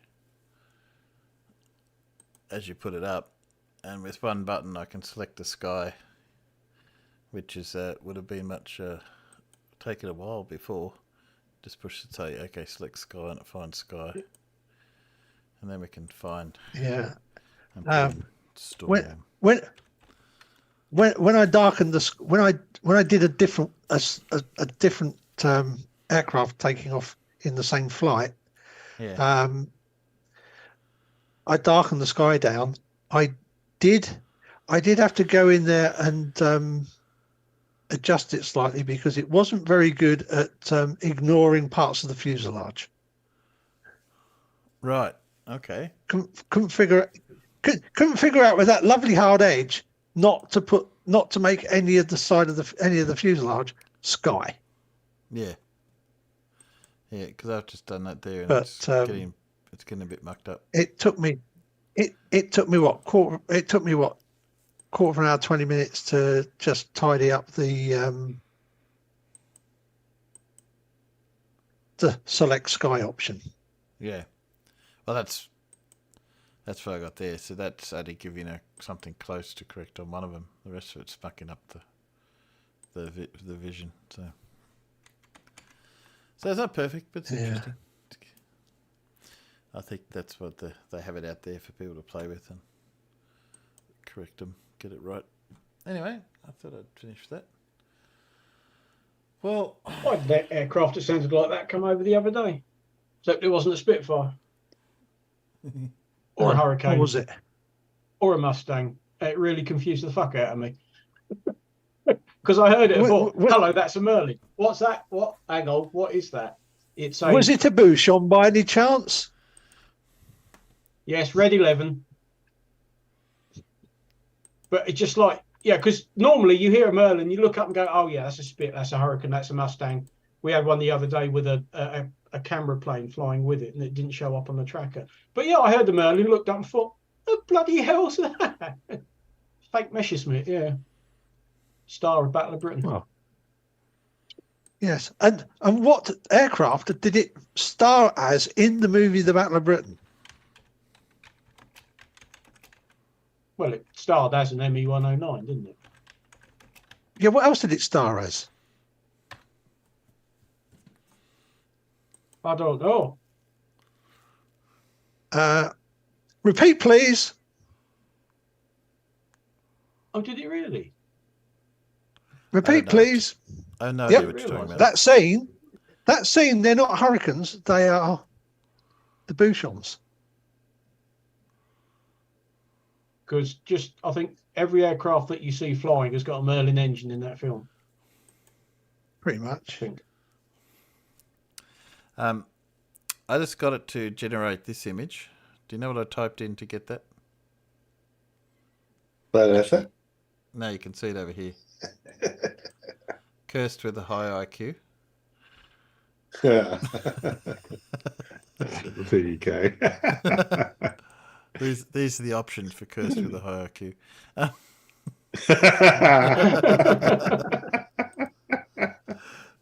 Oh dear. Well, we do Farmer's Boy just because.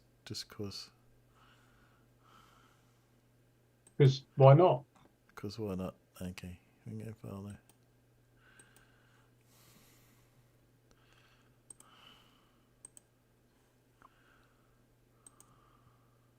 I just look at the cost of taking a flight in Red 11. You can sit in the back seat of that 109. Oh. Starts from £2,750. Yeah. Oh my God. Yeah. You get about 15 minutes for that if you're lucky. The other side of Northampton, so I can get to Northampton in about 20 minutes. It's not that far away.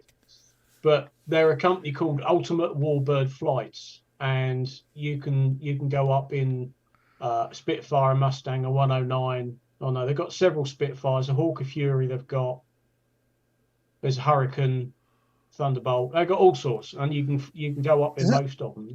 That's the idea that you can pay. Is that from Sireston? Not Sireston. Sywell. Yeah, just northeast of Northampton. Let's have a look at you can go up in a Spitfire, a Mustang, or a 109. How much does a Mustang cost you? £2,700, and that's a 25-minute flight. Yeah, but remember that will be from removing the chocks to putting the chocks back for 25 minutes. So taxi out, take off.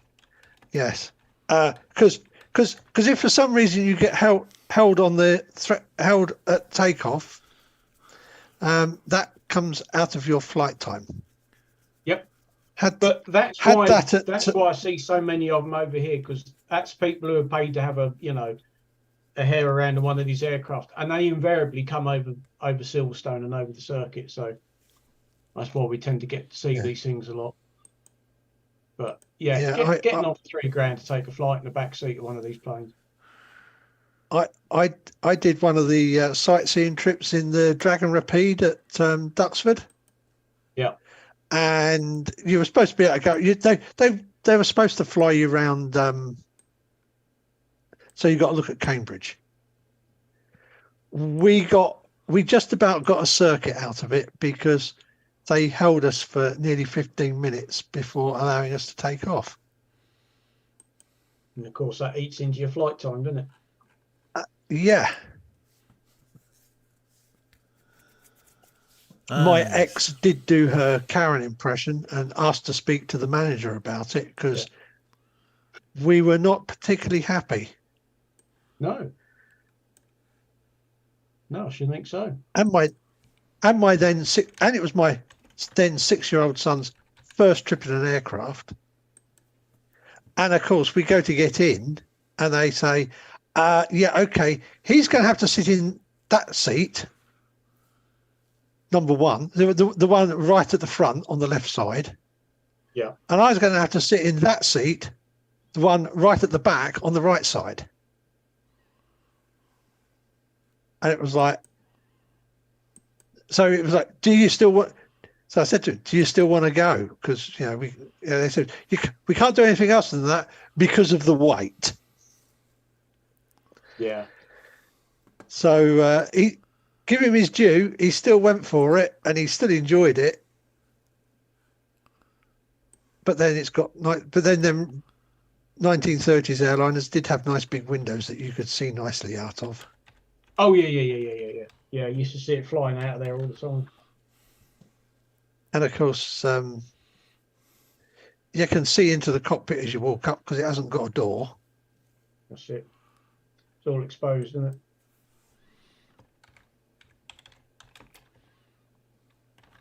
it?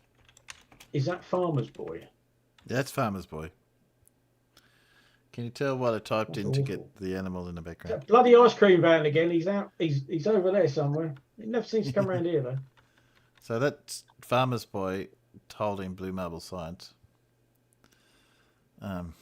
With Judy Bassett. Right. Sorry, Judy. That's what happened when I typed Judy Bassett in the background. The reflection, and this is I put in spooky bed hair around his head just to see what happens. It's having trouble with that one. Stop it there. Let's get there. And we'll see. But actually, I do like that one of that one. I think that should be your new icon, Paul.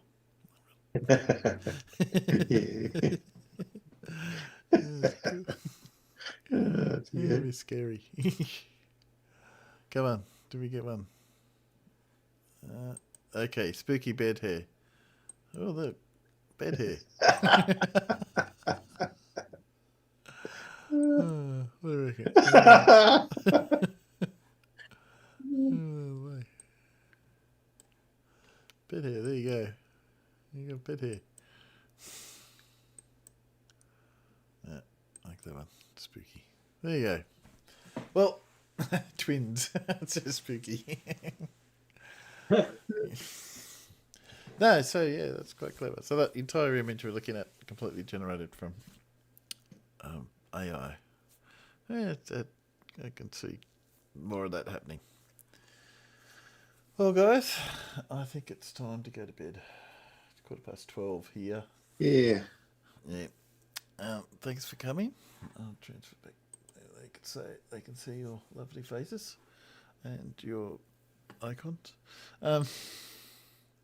And we will see you again on next Saturday. So it's going to be Wednesday. So see you guys anyway. Guys, like to say goodbye to the Peanuts. Bye, Peanuts. Goodbye, Peanuts. Goodbye, Peanuts. Hey, Peanuts. See you, Peanuts. Now Thank you for attending. You'll be marked in the register. Yes, sure. Your presence has been noted. Now I just got to find the right button. I had it before and now it's gone. Of course it is. Well, that's my television taken care of for the afternoon. They got the proper version of the Battle of Midway. Oh, there you go. It's a good one.